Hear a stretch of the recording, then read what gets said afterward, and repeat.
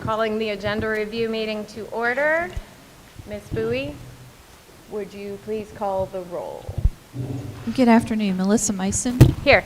Josie Barnhart. Here. Pat Bradford. I am here. Judy Justice. Here. Dr. Tim Merrick. Here. David Perry. Here. And Pete Wildebohr. I'm present. So we're going to have the moment of the invocation, and then after that, I believe Ms. Bradford is going to lead the pledge. So.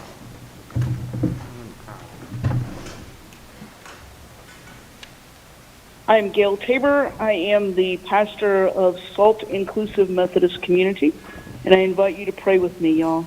Holy One, today as we gather to do the work of providing for the education of all the children in New Hanover County, we first pause to remember to be grateful. We give thanks for the absolute joy of living in this beautiful place and for the beauty of your creation and our mandate to care for all that is in it, especially the children who are often seen as the least among us. We pray not just for the physical safety of all the students and teachers in our schools, but that we would be creating spaces where all are seen, heard, and appreciated, not just because of our differences, but because just as beautiful music is made and harmony comes from blending of different voices, so the beauty of humanity shines in our differences. Guide us as we face times of concern and fear, that our choices and our vision will be ever toward all, and especially to all of those who are most vulnerable. May the decisions made here be inclusive and equitable. Even when we have difference of opinions, give us a spirit of unity. Help us not just to listen to others as they share their point of view, but to hold them in full regard for all of our shared humanity. Aid us and aid this body to work as a unified team as they lead New Hanover County schools. May every child and family know their worth and their value to this body and to the community at large. In our ever-changing world, we pray for these board members and for the various level of official and staff who serve the students and the families of New Hanover County schools. Bless this body with their decisions, that it would be a benefit to all those who work for, attend, or have a child or person for whom they care in New Hanover County schools. We offer this in all the names of the one we call holy. Amen. I pledge allegiance to the flag of the United States of America and to the republic for which it stands, one nation, under God, indivisible, with liberty and justice for all. All right. I will entertain a motion to approve the agenda. Second. All right, any discussion? Hearing none, all those in favor signify by saying aye. Aye. Any opposed? That passes 7-0. Now we're going to look over at our proposed agenda items for the regular meeting. Ms. Barnhart, will you keep the time for me? Sure. All right, so starting off, we have call to order, roll call, invocation, presentation of colors, national anthem, pledge of allegiance, the approval of the agenda, the approval of the minutes, recognitions. How long do we need for recognitions? There are no classified employee recognitions this month, Okay. and we only have one administrative introduction. So 5 minutes? Yeah, 2 minutes, 5 minutes, something like that would be just great. Thank you. Okay. Next, we have, is there any other? There is. So how long do you need? Let me get this. 10, and that is for which, for what? Regular recognition. So, so that would be, we're going to say 10 for that. Okay. All right. Next, we have teacher voice. We have someone to speak for teacher voice. Okay. Our teacher of the year. Excellent. For 10 minutes, right? How long do we usually give that? I think it's 10 minutes. Yeah. Okay. Superintendent's report, board chair report. You only need 5, right? Seems like that's what you're telling me. Yes, 5 is great. No, 5 is fine. 3.5. Do I get 3? Well, knock down to 5, Anita. 2.75, no. All right. Then we have call to audience. Under information, this is there so that we can make sure that the public has access to all of this information. Not everybody watches the agenda review, so we have this under there for that reason. So the new Hanover County Schools accountability presentation, hopefully you've had a chance to kind of briefly look through that. Does anybody have questions about it at this point? I think we've all kind of heard it. Ms. Bradford? Where do we go from here? It's awesome. It's just a fabulous presentation. We need to get that out into the airwaves and the byways and so on. But what happens after this? Now we have this report. What happens next? Anything? I think that's going to lend us into our strategic plan update. So I can kind of give you a little more ideas on that when it gets to that, if that's all right with you guys. Absolutely. All right. After that, we have the discipline data. How long do you need for that, Ms. Farnham? I think 10 minutes is appropriate. Okay. All righty. Anybody have any? Okay. Moving to consensus items. We have the Wenger contract for MEAC acoustical shell system. Does anybody have questions about that? Okay. We have the MOU listed under B. And I think that there were a couple people that had, oh no, not that one. It was the next one. Any questions about that? That's different MOU. This is the different one. This is with the University of Phoenix. Understood. Yeah. Next is the 25-26 restart school calendar. Anybody have any questions about that? I Ms. don't know Farnham? if it's applicable to this one. I was just curious because I know we're in the process of creating and approving a two-year calendar, but we're not ready to do that. This is just an adjustment to the currently posted calendar. This is an adjustment to the calendar that they are currently in. Thank you. Next is memorandum of understanding between New Hanover County Schools and UNC Greensboro for student interns for speech therapy. Anybody have any? I would just Ms. ask Bradford? if this one is just an update from last year. It's just a renewal from last year. It's not, these are, they specifically own the request for an intern, so they are done at that time. We have used UNCG in the past for interns, but this one is for a different intern. Okay. Thank you. All right. E, New Hanover County Pre-K MOU. And I know there were a couple people that had some questions about that. I see Ms. Barnhart's hand. I know Dr. Merrick has some questions. And I think, Mr. Perry, you also had some questions when we talked yesterday. Dr. Merrick, go ahead. Okay. I am a little confused by this MOU. I know that we lost approximately the same amount of funding for the 6 classrooms, et cetera. And so my question was, hey, did someone change their mind and give it back to us and I don't know about it? Or is this for the original 6 that we normally had, that we had pre-COVID? And the question is, if they are for that original 6 classrooms, why are we signing the MOU now? Isn't that already in force? Because this is for the 25-26 season, yes? Yes, so this is no change to the previous information that was provided. So this MOU incorporates the $975,000 reduction that we've already talked about. The county, we were going back and forth on some changes to the MOU, and so they actually had this ready last month, but it was after the date I could add things to the agenda for us, and so that's why it's later. And then before that, we were still in negotiations. So the changes to the MOU compared to last year, of course, that dollar amount changed. That's a reduction of that $975,000. And then they also allowed us to locate pre-K sites wherever the highest need was based on our current program and our enrollment, and that was something we talked about during the budget process, but now that's actually in the MOU.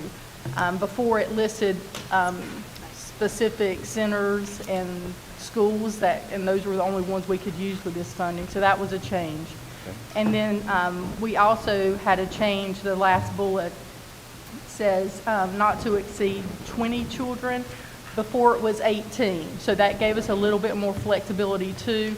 If we had the ability to, if we had a couple of kids come in and we could place them in a classroom, it allows us to go over the 18. Not that that's necessarily what we're trying to do, but we would have that flexibility that we didn't have before. So it just took us a little while to negotiate. The funding was actually approved during the budget process, but the requirements, we wanted to make a couple of changes to this MOU compared to previous years. So this is the MOU for the 6 classrooms that we already knew we had and they had pre-COVID. Thank you. That's correct. Appreciate it. But allowing us to spread out the locations also allows us to work with NC Pre-K to bring more funding in. All right. Any other questions on that one? Ms. Barnhart, did you? I did have a clarifying question with this. Moving forward to next year, I know part of the issue was promising seats, so I didn't know where we were at with, I know we're not accepting yet, but when we get to the point of opening applications, do we know that number that we know for sure we're going to be able to serve of students, so we don't accept more applicants than we can fund them for? Does that make sense, my question? It does. We Okay. wanted to try to do some of these steps first to see how much better the money would flow Okay. before we decide on seats for next year. Okay. Mr. Perry? And so we, as far as this pre-K thing, we still have the task in front of us. We are, with this, we are set for the year, but we still have to figure out about the long-term solutions and health of this. And this is something we're going to have to do fairly soon as a board to figure this all out for the long-term health of our pre-K moving forward. Am I correct in that? The solutions are going to be presented to you through the budget process about how we want to work with the funding that we have. So I think that's going to bring you several different options of looking at where do we want to go next. Thank you. All right. Anything else? Okay. Next up is policy. Mr. Wildebohr, do you think we need 25 minutes? Or do you think we need more? Because I know there's a lot. You never know. 25 minutes, 4 hours, 20 minutes, whatever. Yeah. Most of the things are just things we got from NCSEA. I got my letters down. But there might be a couple that we spend a little more time on. So I would say maybe 20 minutes. There's 25. It's 25 there right Why don't we just now. leave it at 20? Let's, okay, 25 minutes. Leave it at 25? 25 minutes. Because we'll always end up adding 5 minutes more, can we vote? Are we there? Depending on how much time we have. Okay, yep. Okay. Excellent. Mr. Perry?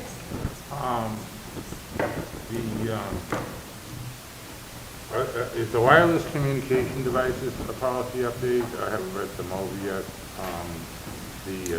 Are those reflected of the new state law, HB 805 and? 4318.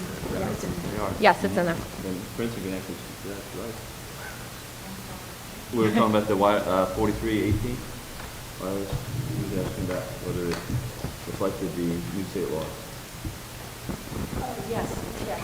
They, that was the recommendations from the North Carolina School Board Association, so they did incorporate that. Thank you. Thank you. All right. Any other questions? Okay. Madam Chair, there's 16 of them for 25 minutes, so when we do it, can we break that out into the math so that we get through all of them this time? Ideally. Ideally. I think that there's a couple, after having spoken with some board members, that there's a couple that they want to pull out and be able to kind of discuss and possibly, Can we know that in advance so we can? I believe one of them was board committees 2230. Is that correct? School assignment as well. School assignment 4150.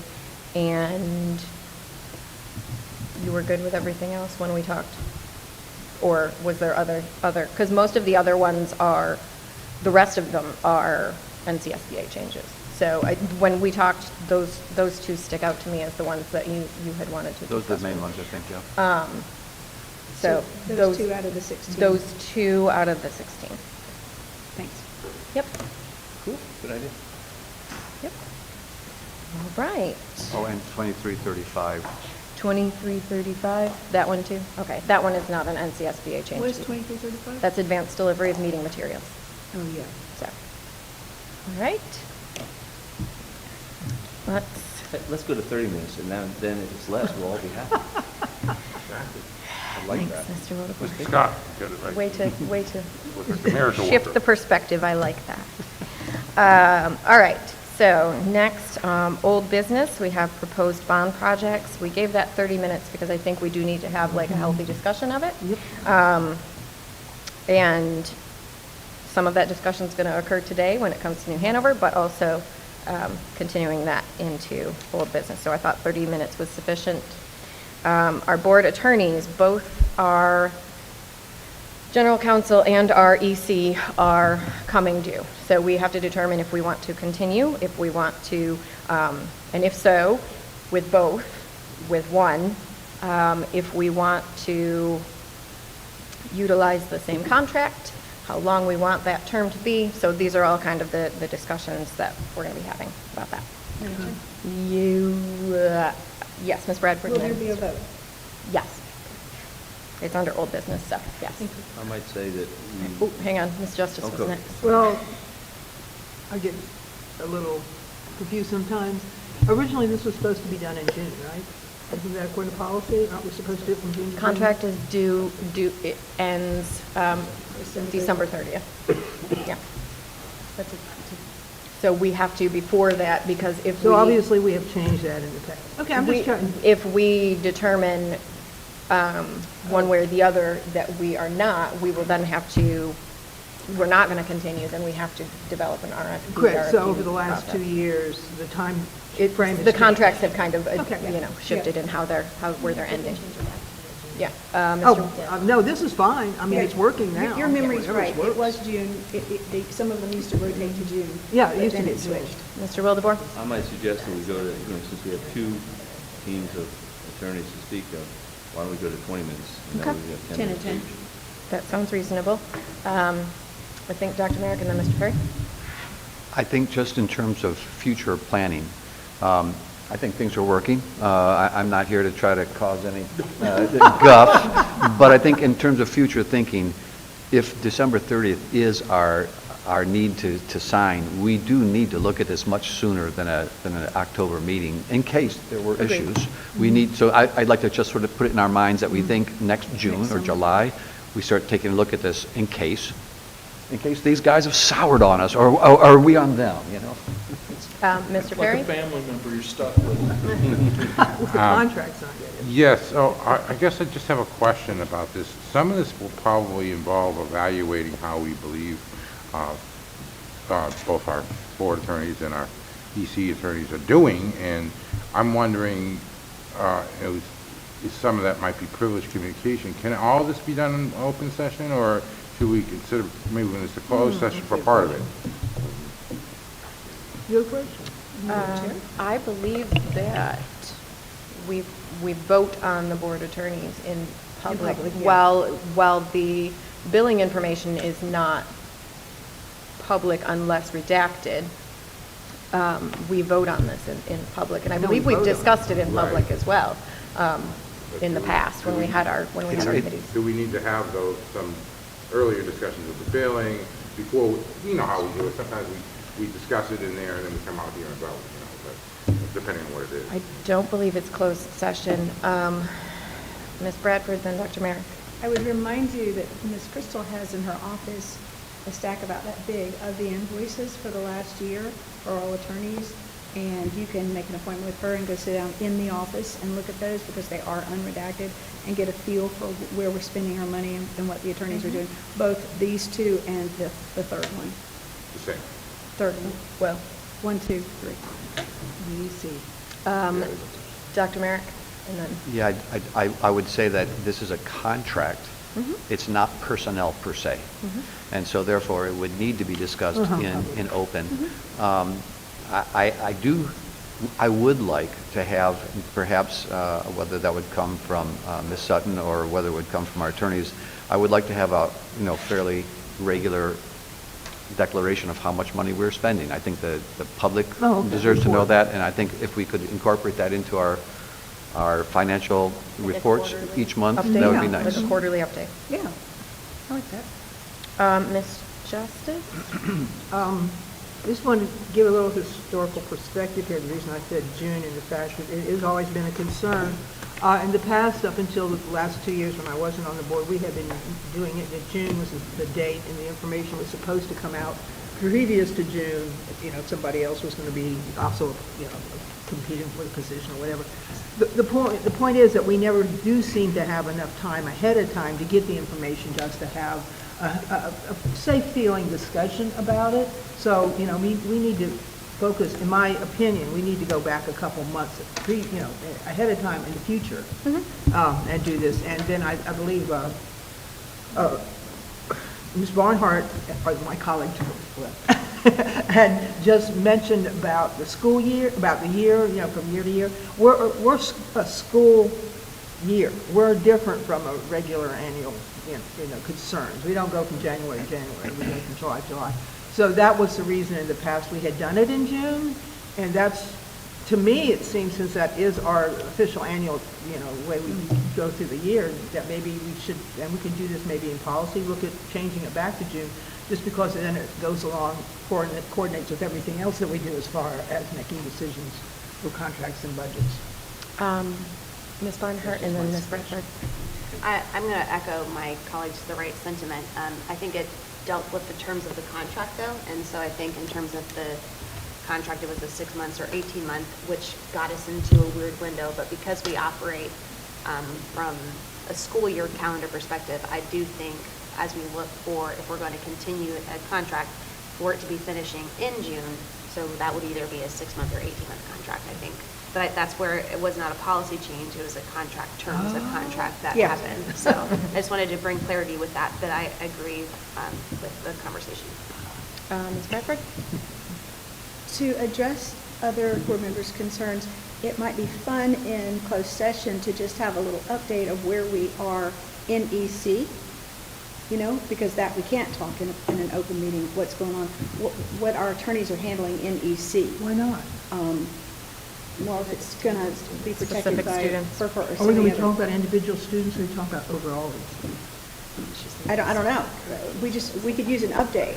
But if you go and look at the attorney bills, you'll see how much we spend monthly with Crossley, McIntyre, and how much we spent with Sync, how much we spent with Barrington Smith, how much we spent with Corner School. We don't have a contract with Barrington Smith any longer. Corner School, we do. I believe that ended. But it's expired. Yeah. So, the only two are Sync, which do an EC, and Crossley, McIntyre. But you can look at those bills. I did a hand math count, and you never want to look at my math at a hand count without a spreadsheet. So I have an understanding of that. But you can go sit down in the office and, plan 45 minutes, and you'll have a real good idea of what we're doing.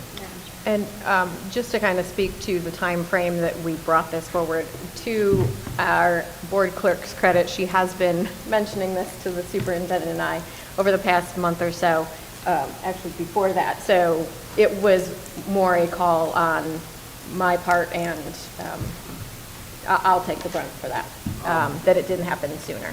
And I know that Dr. Barnes has been, are you good with allowing Dr. Barnes before your? Yeah, a couple of things. One, I think, Ms. Barnhart, I think your recollection is correct. I think you gave a 6-month sort of trial period at one point, and that's how we got off cycle. Yeah. Yeah. But to that, I think what several of you are getting at, and I appreciate that, is that we also, as a senior staff, interact significantly with the attorneys. What I will ask my senior staff to do, you guys take a note, please.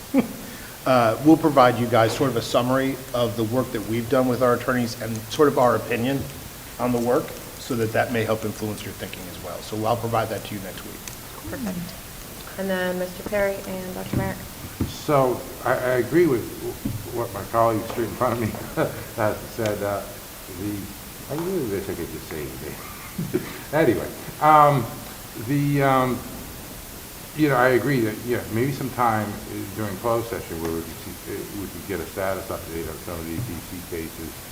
And so I'd like to make a motion that we somehow move this piece of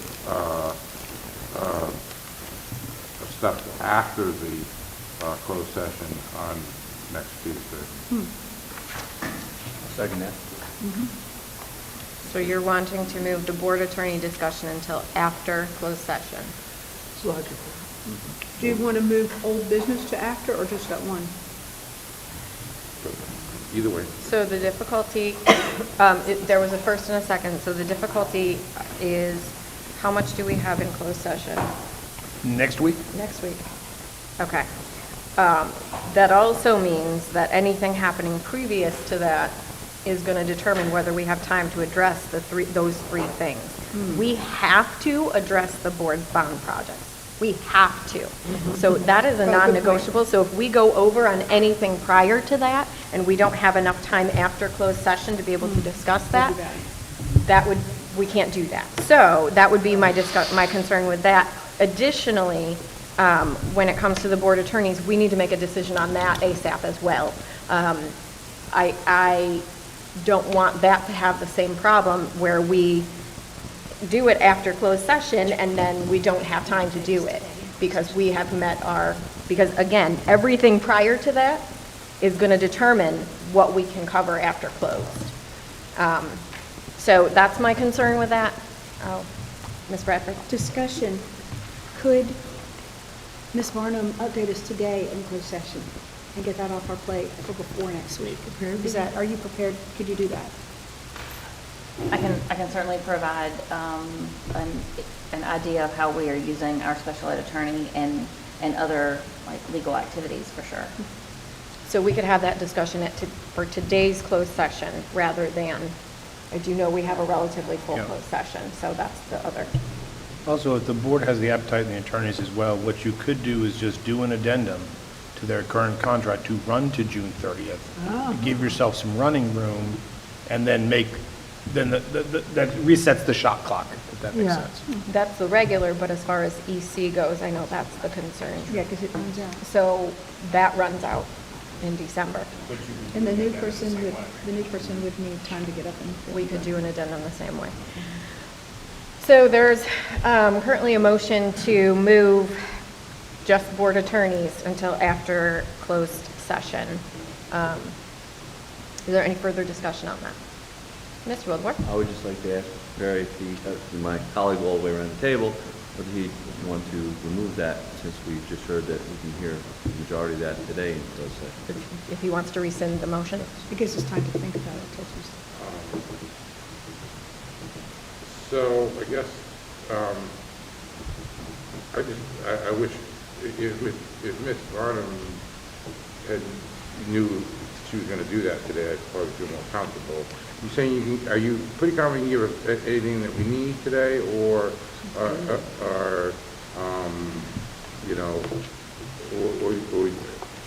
guess I was just asking you, or are you going to have to be, I'm going to have to get back to you on this? I think it depends on the questions that I'm asked, but I can give a pretty specific overview of how we're utilizing services and our performance. Okay. Well, if you're confident, then I'll be confident and I'll withdraw the motion. Okay. Right. Madam Chair, I had Dr. Merrick? waited on before. Based on what we're saying, I'd like to make a motion that we have a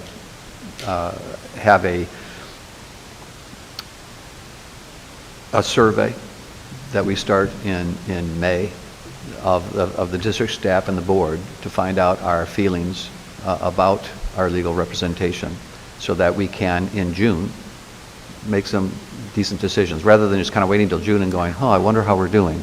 If we start the process earlier and we ask the staff their opinions and their needs and are they being met, and we ask the board how we feel about our representation, it's just a process by which we're able to make some decent decisions ahead of time. So if we do need to put out an RFP, we can do that. Second that. Okay. Ms. Justice? Well, excuse me, May is almost too late, even though it's the end of the year. This is always part of the problem, is we're trying to crowd everything in, and it just happens. Why don't you amend the motion then to April or something? Mid-April, maybe? You could always adjust your motion. Adjust your motion. Oh, then I'll do it myself.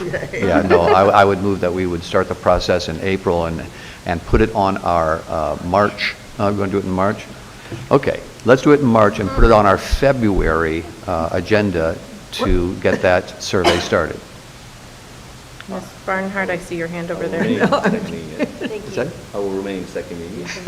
Thank you, sir. Madam Chair, I would just like some clarity. I saw some head shaking whenever there was discussion. Can there just be provided clarity for the legal contracts and services that we are being provided? There was two names thrown out for EC, and I saw some head shaking. So if Ms. Varnum could speak to who is representing us for EC cases. We are only utilizing Sync Law, which So is there's only Jonathan one Sync. representation.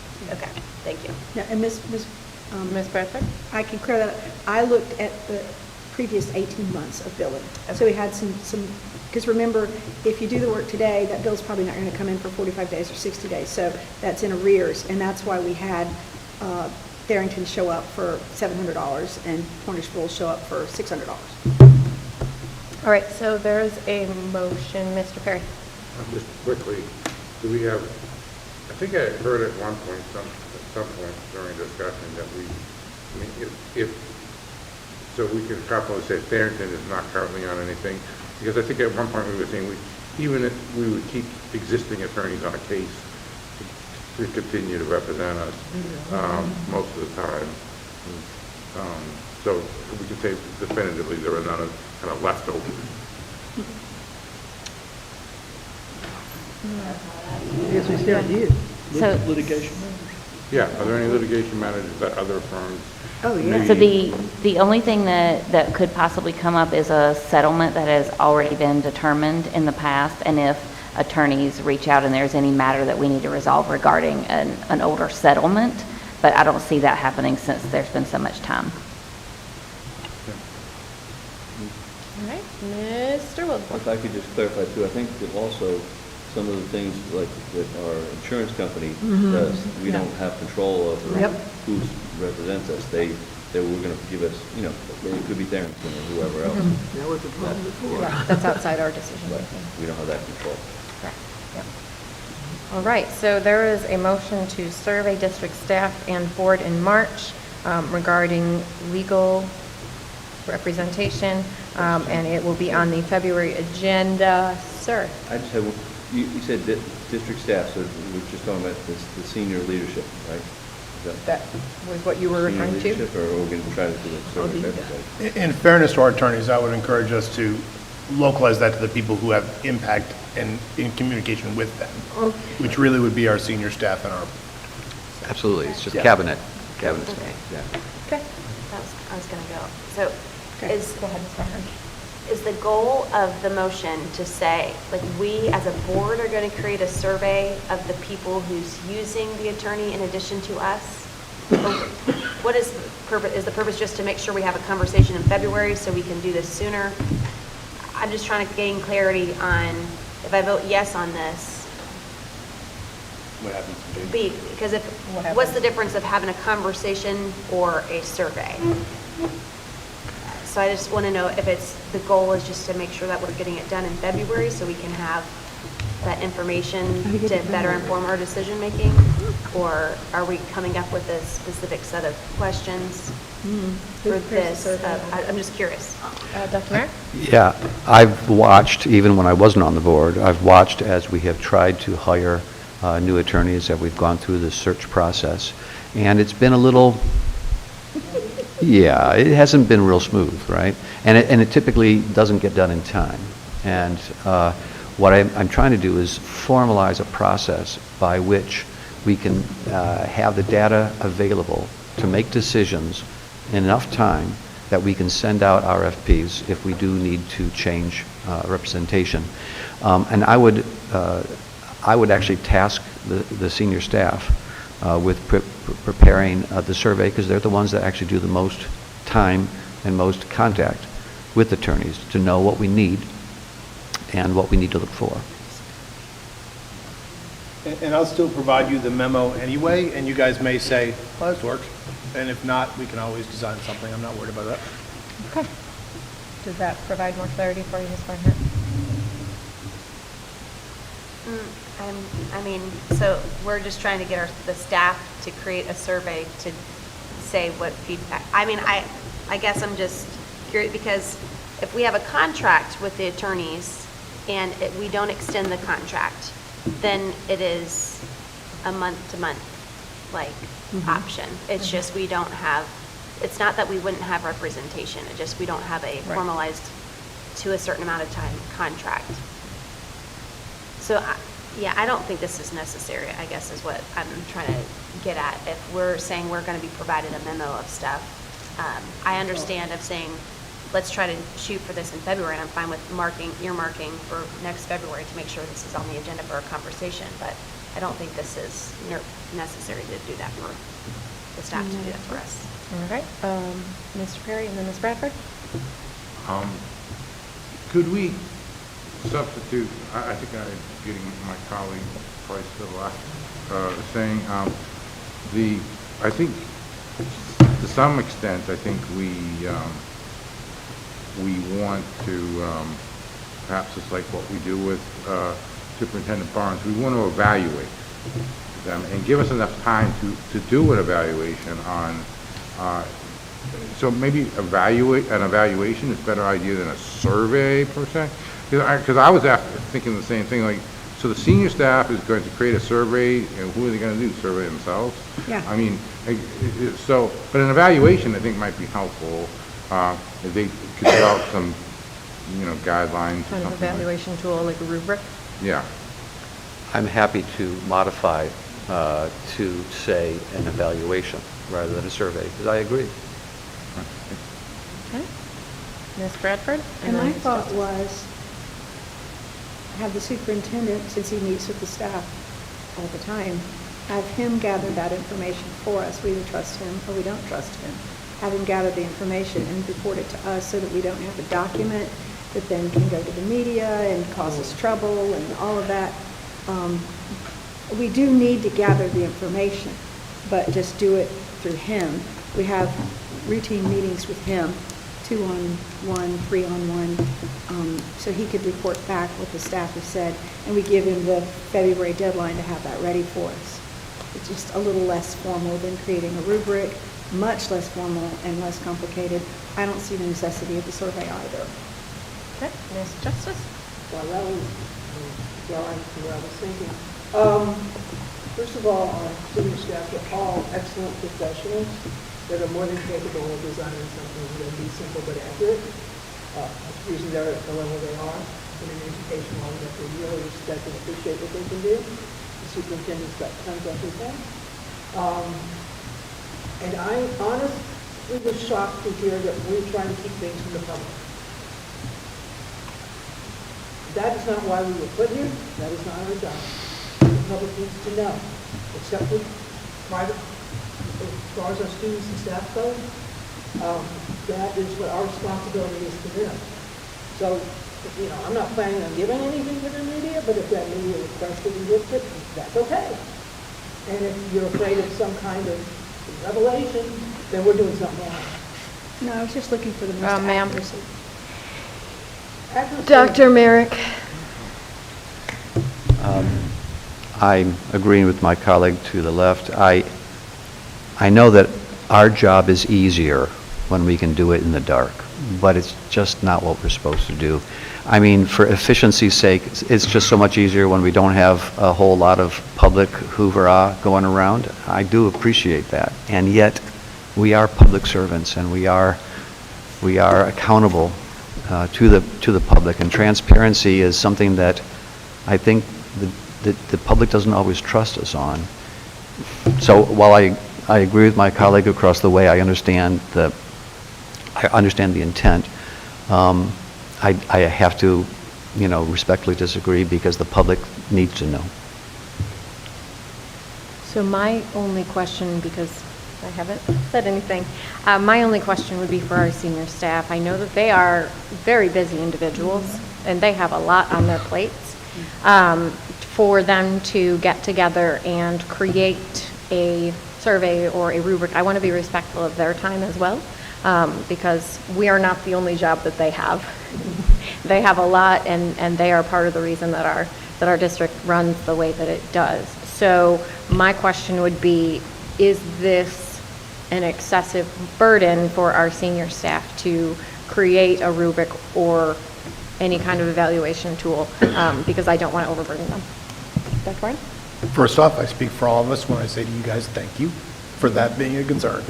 I think it really comes down to what our shot clock is. I can certainly develop a memo that can be public or private, just kind of giving you feedback on our experiences and what we're seeing, the value we're retaining from our attorneys. That's not a big deal at all. I can knock that out. If you're saying, okay, let's be thinking about what we're going to do in June, that obviously gives us a much longer runway. So I think that just to make it simpler and to sort of move the ball down the field, I'm mixing metaphors, but let us go ahead and give you sort of an update of our opinion that I'll provide to you by, what's today, Thursday? By board meeting day next week. Then you guys can have a little bit of idea which way you want to jump. And if it's not detailed enough, then we can sort of go from there. So I think that the concern is for future, as far as Right. the future for next year, as we're looking at contracts for next year. What does that look like? Is that going to be a burden for us to throw one more thing on the plate of the senior staff? I think you guys asking us every year for an update as to our involvement in interactions with our attorneys is perfectly appropriate. Okay. So not necessarily an evaluation tool, but an update is what you're saying. And why don't I take a swing at it, and you feel like if that's detailed enough for your guys' decision-making, cool. If you guys want more, we can always adapt it. So at present, we have a motion on the table for senior staff to develop an evaluation tool to be used for our legal to be discussed in February. And then they can do that in March. So that's what's currently on the table. And there's a first and a second. So, Ms. Bowie, will you call the roll on that? Mr. Wildebohr? Yes. Ms. Barnhart? No. Ms. Mason? No. Ms. Bradford? No. Ms. Justice? Yes. Mr. Perry? Yes. And Dr. Merritt? Yes. All right, that passes 4-3. So are we good with the board attorney being 20 minutes for next week? Is that reasonable? Okay. Continuing, we have school bus stop arm violation ordinance. We only have that for 5 minutes. I don't know if anybody has any questions on that. It's really just an update, correct, sir? Mr. Perry? Yeah, I just want, if we can include in that any kind of a thing is,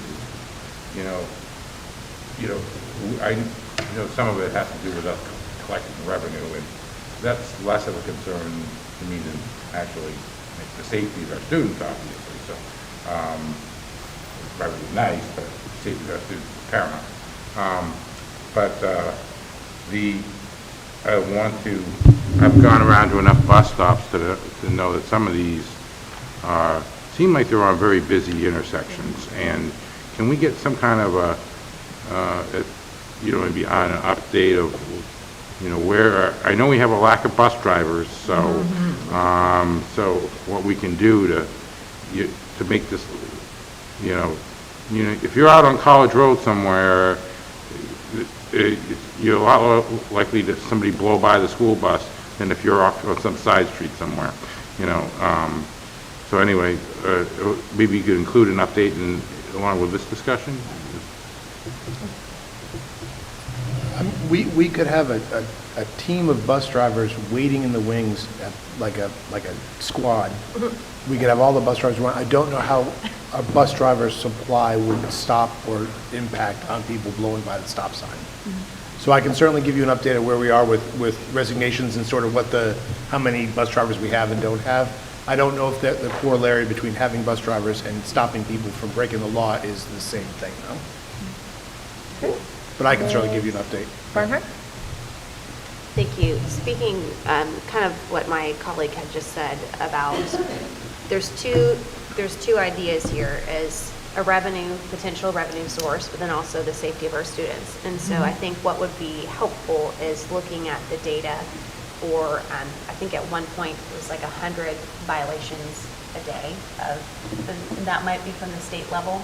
I think this was pre-Dr. Morgan when we got a stat like that. So I don't know if we can have a local data point to say how many stop arm violations are we seeing in New Hanover County, because if this is an element that we could potentially curb some of that, whether or not it's an active revenue source, that's one thing of a check. But if it's also able to help curb some of that, I know that we have increased the stop arm that comes out. We have extra lights on buses and things like that. So we have done elements to make it safer for our students and our bus drivers. But if this is another thing that could potentially happen, knowing that data point of how many violations are occurring could help us inform the decision of if we want to move forward or not with this. Ms. Bradford? I was talking to somebody about that this week, and, because they were saying, well, I think I was in an Uber, the red light cameras have gone away, and I said, well, I know they voted to have them go away, but are they actually still gone away? I still have that fear when I go through an intersection. And we talked about the stop, we talked about the stop arm, and I know it won't generate a whole lot of revenue, but if there is a new consequence for blowing through a school bus stop arm, I think it will get press, it will become a public awareness campaign, and maybe we'll actually get people to stop doing it, which is my goal. I don't care so much about the revenue, although every dollar counts. But that if people stop, I really don't think that people know to pull over when there's an emergency vehicle coming. I don't think they know when they're supposed to pull over for a school bus or which not, because I'm out there a lot driving, and I just really don't think they know, or else they don't care about the penalty, one of the two. So I think that would help us. At the same time, at some point, I'm just going to throw this out there because I thought of it, I'd like an update on the lottery money. Where are we with that? Because other counties get a ton of lottery money, and it actually comes to the schools, and ours was supposed to come to us, and then they took a good portion away. So can we get an update on that somewhere? We got 3.3 million. 3.2 million. Based on. Justice? Ms. Justice? The lottery money's directly for the facilities, and didn't we get a good chunk? Yeah, we did. Yeah, so. If I'm not who mistaken, got that's taken capped, away? and Whoa. they, because it was bringing in so much, they took part of it away from it, or I just made that What? up? I'm sorry, I don't understand. I never heard that Dr. before. Barnes, can you? And correct me if I'm wrong, Ashley, okay? She's ready to roll. I'm confused. The amount of money that the lottery generates is capped at the state level at $100 million. That's correct. $100 million. So when you're thinking about, did they take some of that money away, I think if you read the lottery money, a certain portion is required to go to schools. They did lower that percentage several years ago. Oh, is that what you're referring to? 'Cause I didn't. That's not a recent change. But it's been 2017, something like that. It's been a while. All right. Dr. Merrick? Isn't that based somewhat on the grants that we submit, Dr. Morgan? Isn't that how some of that money comes from the lottery? Yes, sir. We have submitted lottery applications for specific projects that were approved through the budget process. And do you have a sense of how much we got this year? Seems to me it was 3.2 or? 3.2, it's right under that, yes, sir. Thank you. Yeah. Okay, for clarification, Ms. Bradford? do we only get lottery money if we apply for it? No, they give. No, we receive allocations that we can pull down, but in order to actually have that money transferred into our bank account, we have to submit applications, and they have to get approved, and then the money's actually transferred to us. So the state holds it for us and then transfers it once we have an approved application. Thanks. So it seems like we need a little more time for that bus stop arm, so can we do 10? Do we think 10 is sufficient for that? Based off of discussion. We don't have anything under new business. And Madam Chair, I have a question about that. Yes, ma'am. I had submitted a couple agenda items. Some have been carryover, but I don't see them on this list here. Specifically talking about women's wrestling, talking about replicating the RISE program throughout our district so we can close the achievement gap, talking about where we're at for third grade reading proficiency, And also, we are ending the CIS grant, so I wanted to see if there's an opportunity for us to either reapply for that, or if there's a way that we can make a request from the endowment to mirror some of the success that we're seeing at Forest Hills.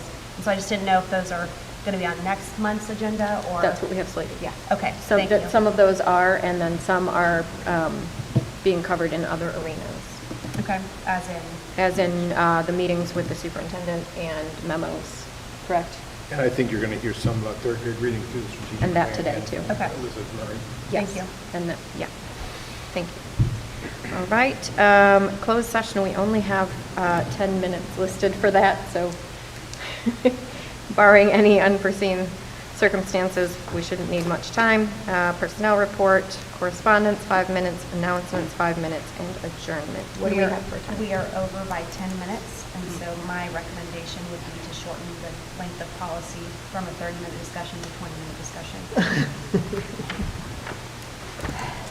But we're over by 10 minutes, so unless if we want to cut something else out with that, I would recommend that we shorten the discussion for policy consensus, because that's what this is items that were... So, in looking at what we have changed, the discipline data is 10. We didn't have a time frame on that before. We added 5 minutes to policy from previous. We added 5 minutes to the board attorney discussion. We added 5 minutes to the bus stop arm. Reducing 15, reducing the 5 minutes off of those and putting them back at where they were would give us that time. Is the board amenable to that? Mr. Perry? My only concern with regards to policy is it seems like we are never getting through policy, all the policy items at our meetings, and then as a result, we are actually, once we're through with this agenda, we actually have a couple policy items that we're taking up today. So we're just kicking the can down the road here. And so, I mean, at some point, we need to make up some time and get ahead of the game rather than, and otherwise, you know, some of these things are going to be months on end before we finally get to them. Agreed. Madam Chair? Ms. Bradford? Consensus items, there's only 5. If no one has any early objections to those items, do we need 10 minutes from there? Can't we just make a motion to adopt the consensus items? We could even do that today and get that 10 minutes off. I'm just hunting for time. Will of the board? So is that a motion? Yes, ma'am. Can you say that, restate that, please? I move that we adopt the consensus items X 12, A, B, C, and D, and E, adopt those today. Is there a second?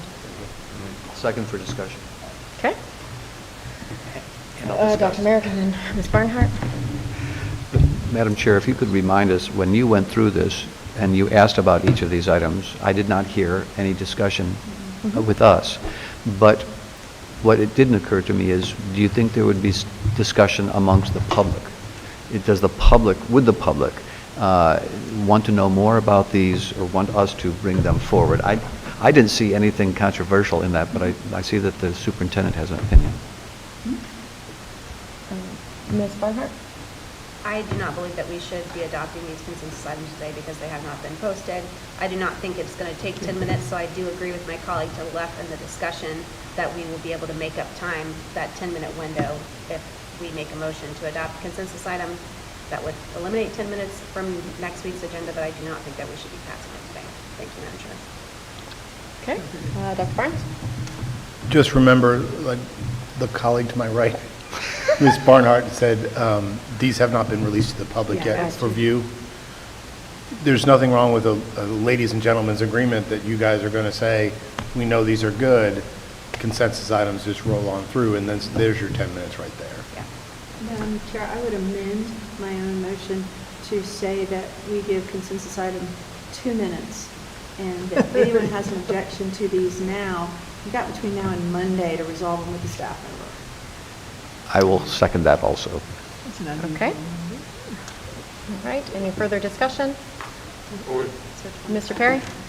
So it would be 2 minutes. If we cut it out 2 minutes, I mean, like, what happens, like, my colleague, second to my left said, you know, the community has not had a chance to see these, so what if they come up and call our audience and say something that's thought-provoking, so. Then things will change. Well, we would allot 2 minutes.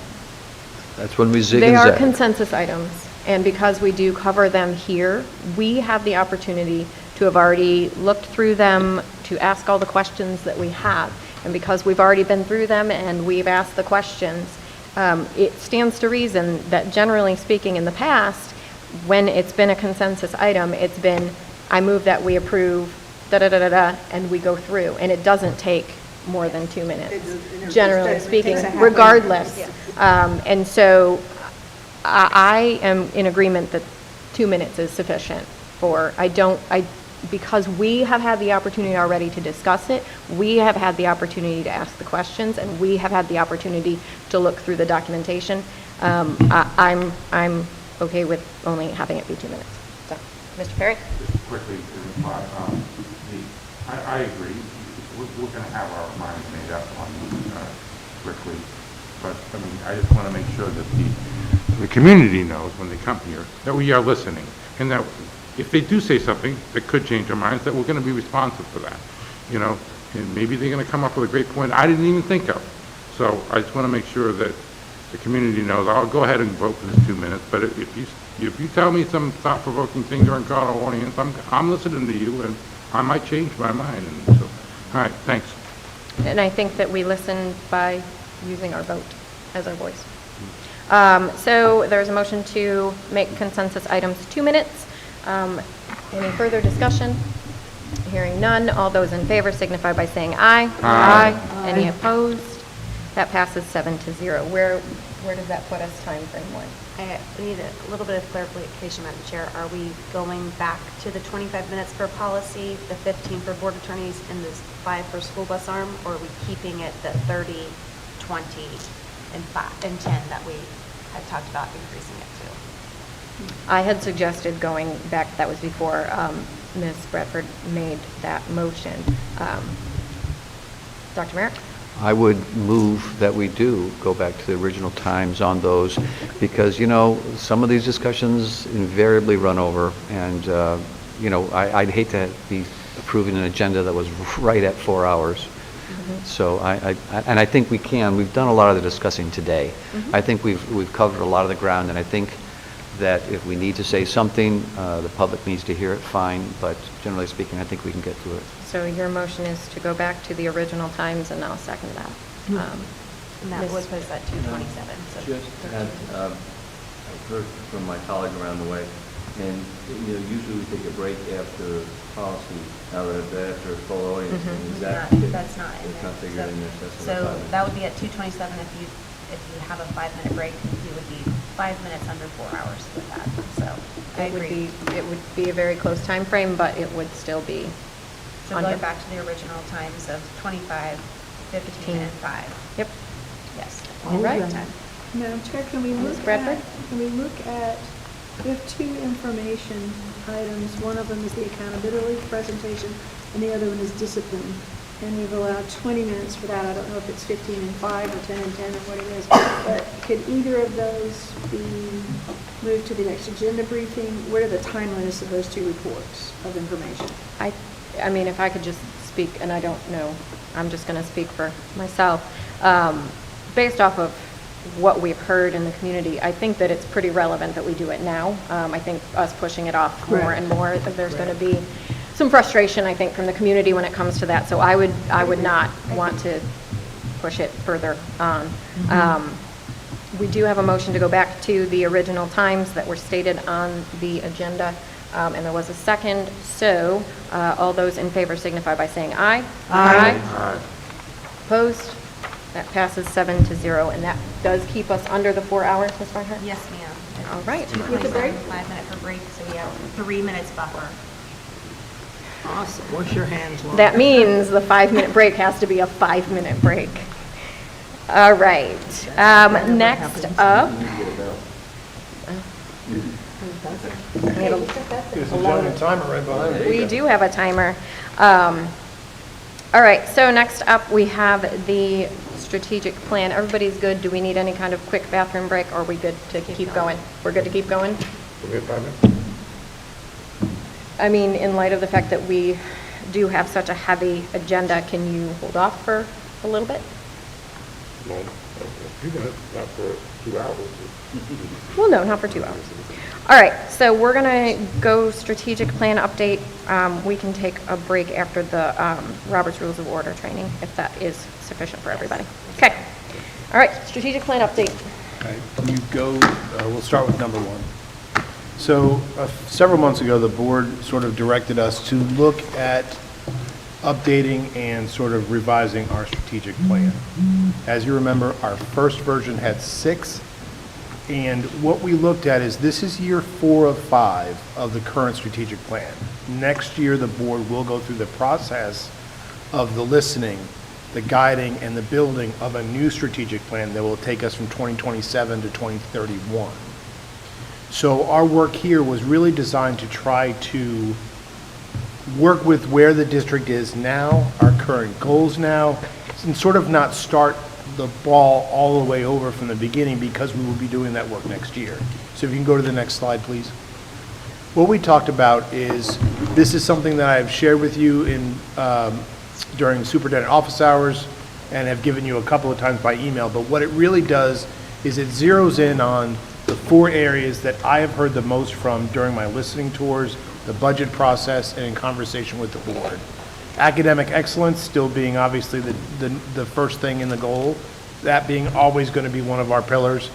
And we sort of aligned something for a safe and supportive learning environment and a safe and supportive working environment.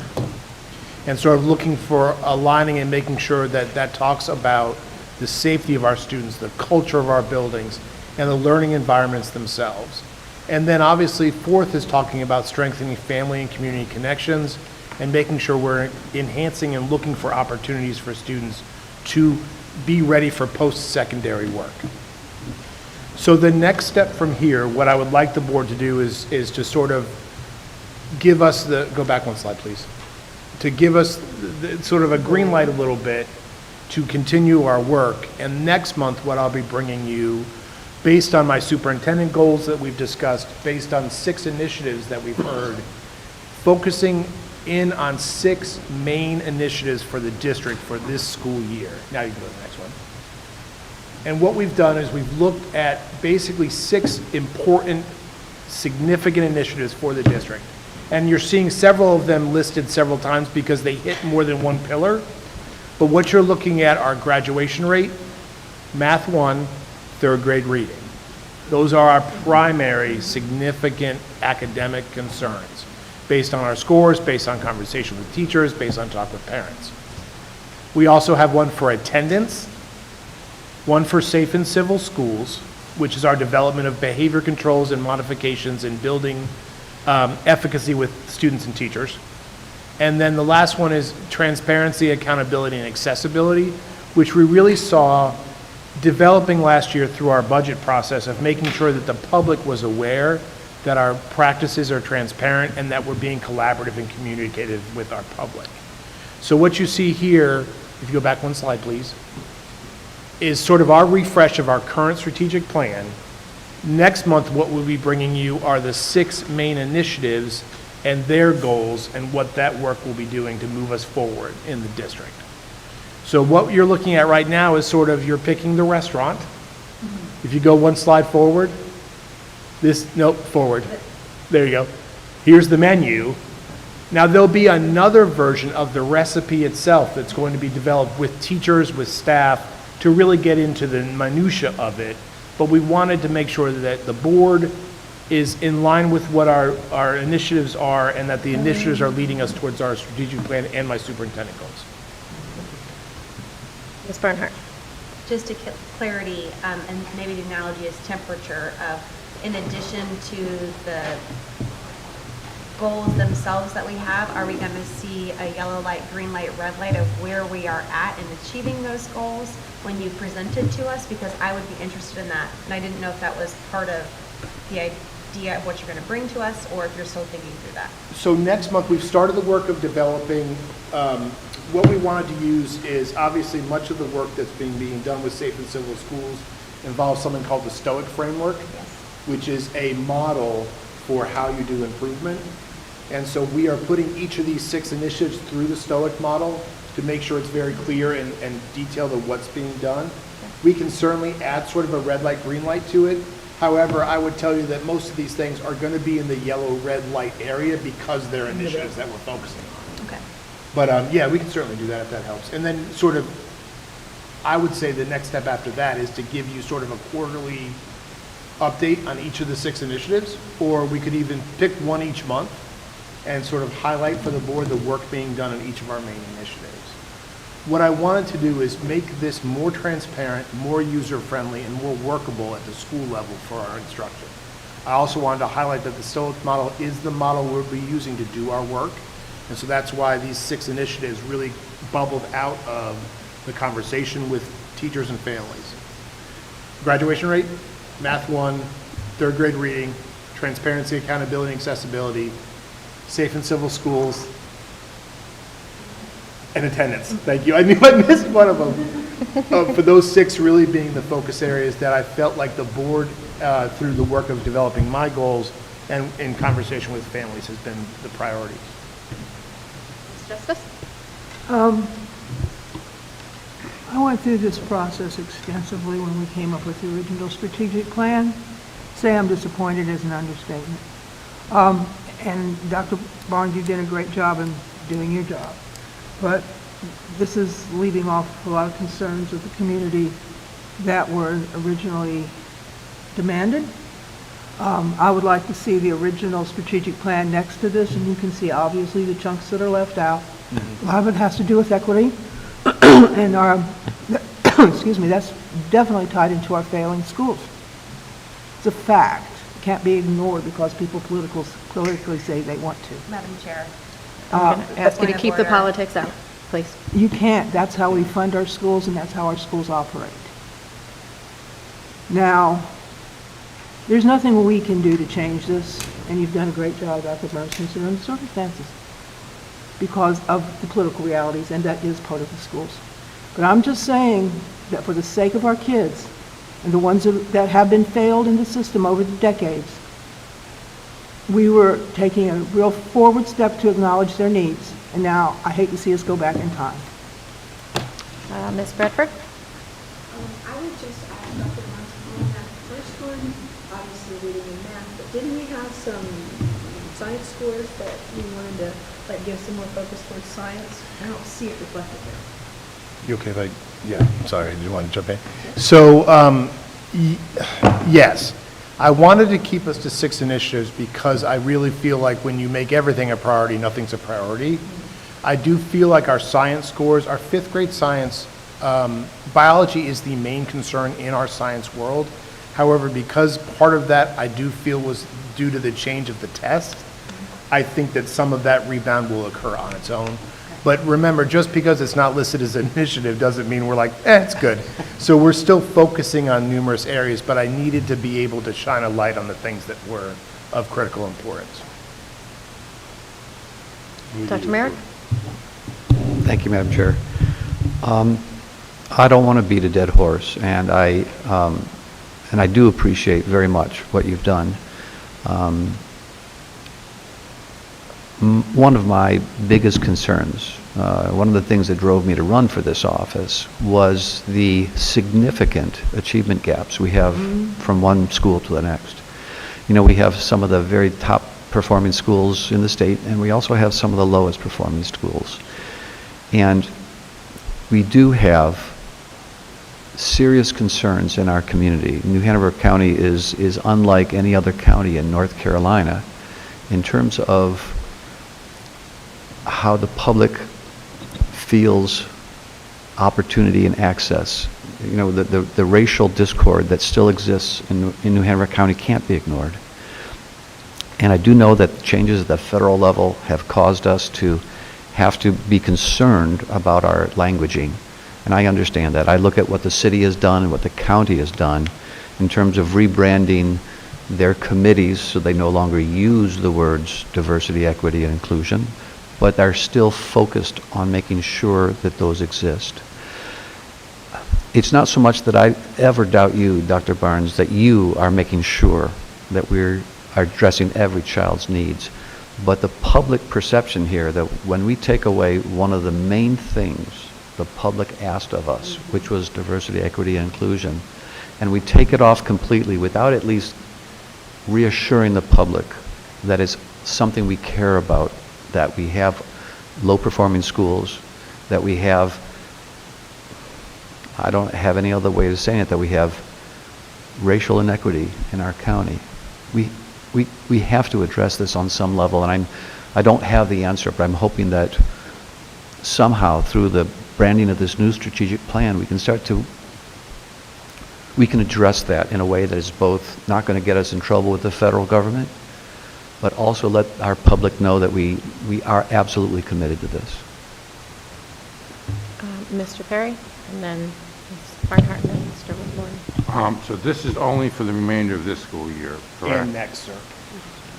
Because one of the things that, you know, I was discussing with our chair as late as yesterday, I believe that teaching our kids civics and how to engage in public discussion in a respectful and nonviolent manner is something that we need to concentrate on teaching our kids, because if we don't do it, they're going to be left to all the other people, the violent elements that are out there that will teach them the wrong way of standing up for what they believe in. And this is becoming more and more of a problem, so I'd like to get something in there, if not for this school year, for next, as far as, you know, making part of our job is not only to educate our kids, but to help create the next generation of great citizens. And I think we have a responsibility to do that, not by indoctrinating them or telling them what to think or what to believe in, but how to have that discourse in the American way, which is respectful and nonviolent. So I'd like to see if we could somehow incorporate that, if not for this year, for next, because I think it's becoming a bigger and bigger issue.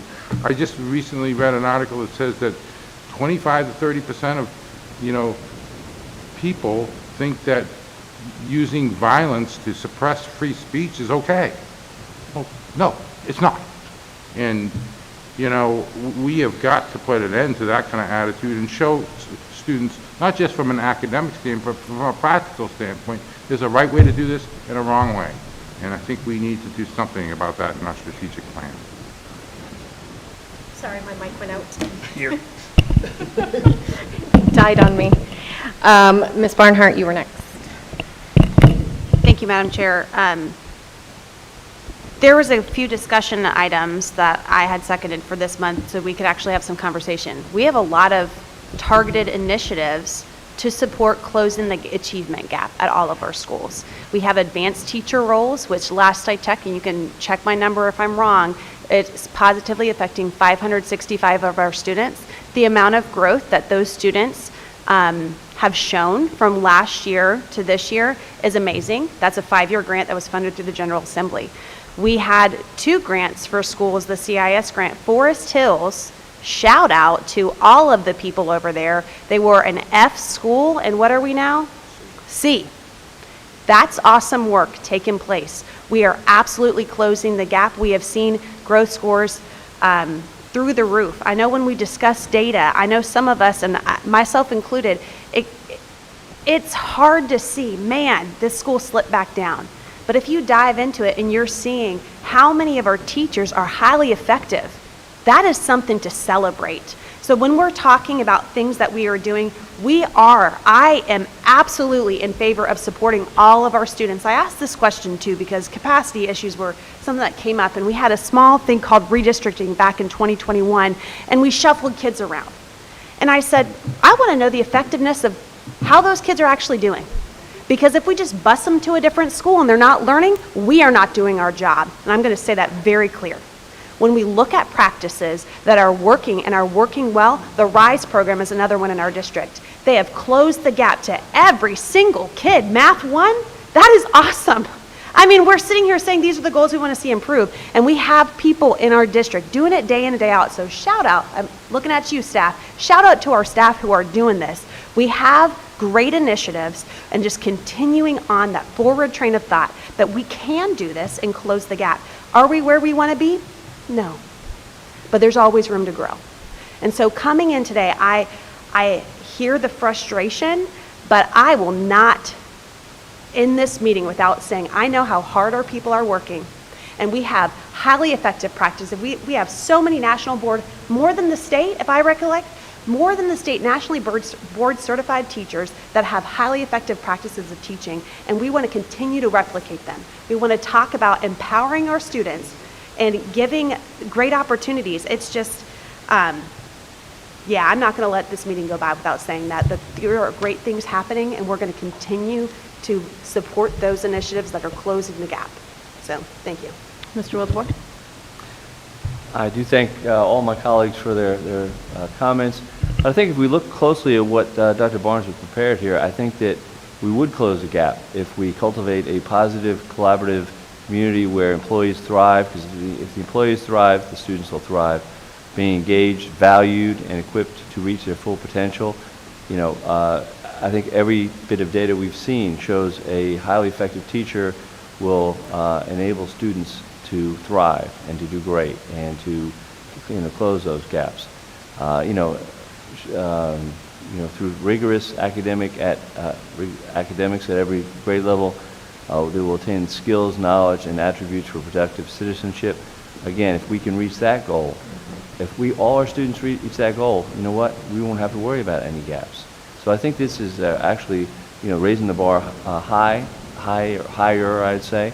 But I think it is, and again, I think that this does address what my colleague around the way said. You know, I think we do need to raise the bar for every single student. I think we have seen some great growth at some of our lower performing schools, but, you know, again, until we have every single student and every single school thriving and doing wonderfully, we've got to keep raising that bar. And but I think that this does put in words what we need to do. I mean, I think it does address all the above. So, thank you, Dr. Barnes. Ms. Bradford? I would just agree with what we have just recently heard. And if I understood this correctly, the first slide was restaurant, and this is menu, and the next drill down is going to be the recipes. This is sort of restaurant. The initiatives are sort of the menu. Okay. That you'll see next month. I just want to make sure they were really targeted before I put them in front of you. And my concern was also with citizenship, was also with civics. But I see in that first one, students will attain the skills, knowledge, and attributes for productive citizenship. So I think it's possible when you come back with the recipe, you'll have more in that vein for us to consider. So I'm going to let that one, I'm just going to trust them that they're going to build on that, because I had the same concern. But I think I'm happy with what I've seen so far. We're not there yet, but I think we're good so far. We are way past the time limit that we had established for that. So I am going to move on to the next, and this... Can I make one closing comment? Sure thing, Dr. Barnes. Make sure you're on, you're good. I'm on. So the board's responsibility is to provide me with the destination where they want the district to go. This is that document. I am certainly not trying to sort of usurp that authority. I was trying to work within the bounds of what we already had. The board can certainly come down with a work session or something else to tweak this or work with this. What I was trying to do was make sure that once the ball is rolling, we don't lose momentum. I share some of the concerns about making sure that every child is seen and heard. However, I want to also make sure that we are doing the best for the students that we have. The board can certainly decide to come back and revamp this now. I was trying to not have you have to do that because you're going to be doing the entire cycle again next year. But this is one of those will of the board things. You know, I think I've said to the public, I've said on the news that I treat children the way I believe children should be treated. And that's not a policy thing, that's not a strategic plan thing, that's a me thing. So we are going to take care of children. We're going to respect the dignity of every child. Doesn't have to be in this plan to have that happen. So I think I just want to know the destination where you want us to go, and then it's my job and the staff's job to get us there. So I think as long as this is the port you want the ship to drive to, cool. If not, I think you'll need to spend that time reworking that to make sure that I can move the cruise ship which way you want to go. All right, thank you, Dr. Barnes. Next up, there was a request at the at our work session to just kind of briefly give just a short synopsis of how the Isaac Bear Ad Hoc Committee was created by the Finance, Bond, and Capital. I would defer to the chair of that, if she would just kind of share just a brief overview of how that happened, what that looks like, if it's still going. That would be spectacular. Okay. Some months back, we, as a committee, were asked to entertain the idea of an ad hoc committee for studying Isaac Bear separately, away from the bond, because of the public, for the ownership of the land issue. And the next month we came back and we voted on the committee to create that ad hoc committee under the Finance, Capital, and Bond Committee. And we have one staff member and one board member on it and a couple of others. They have been, I don't know that they've had any formal meetings, you can correct me, but we've been meeting. We talked about it at length 30 minutes before this meeting started with ideas. I think as we continue to throw around ideas, one of them is going to stick sooner or later. And everyone is out there driving, looking at property, talking to people. And so the committee voted as a committee to take Isaac Bear off the consideration for the bond this time because of the ownership of the land and the consensus of the committee that there is no appetite to enter into building a building on land that we don't own and making that a priority above all of these other priorities. So that's where we are, and Dr. Morgan can contribute, because we just talked about this with a couple ideas in the meeting before this. And just for clarification, how many members of this committee are voting members? Ms. Barnhart, correct me, there's you, there's Dr. Morgan, there's County Commissioner Walker, and Livian Jones. No, I mean as far as like the whole finance, how many voting members are there of the finance committee itself? Well, there were 18 until last month, but then the county staff, Eric and Lisa and Amanda, took themselves off. They don't want to vote, so that will change our voting structure. So it would be slightly. 15, so it's not strictly board members voting on this committee. It is also individuals, the commissioners, that are also voting members of the committee. Yeah, and Okay. principals, staff members, we've got Senior we've staff, got yeah. high school, elementary, and middle. We have an ED. We have a school treasurer. It's a really great, and then we have business people. It's a great mix of people so that we could get, and some of those have lots of bond experience, and Natalie English from the chamber. And that mix of people we worked on so hard last October to create, so that we knew when we got to this position, if we were going to go forward with the bond, that we'd have the right talent. We have a finance guy who doesn't talk a lot, but when he talks, it's really important. So it's a good committee. And I think the ad hoc will get where we need to go sooner or later. Dr. Barnes has met with a number of people at the UNC campus, but it's a moving target to find the appetite to do it, and then the land and the way to do it. So my question would be, is there, I've never had experience with a committee forming an ad hoc, so do we know if there's any set procedure in place for that, or is that just something that we have not determined yet? That's my question. Ask the attorney, but I'm 90% sure that Roberts and all that sets out how you can have, a little committee. It is a short-term committee, hopefully. I mean, I really thought we'd be further than where we are by now, but it's a very complex issue, this one. And again, Agreed. we talked about it in the 30 minutes before we came in here at length, and we don't have any solutions yet, but I do believe with the minds that are on it, that sooner or later we'll come up with a couple of options. But I didn't envision it going longer than short term, and you can always form a committee, can always form an ad hoc to study something short term separately from the body, and then they report back to the body, and then that committee then reports to the board. So we followed procedure in terms of we didn't do it, we didn't do it Robert's rules. instantaneously, we did it properly, and I believe that we're all in line with any requirements. If somebody knows differently, they're welcome to bring it forward.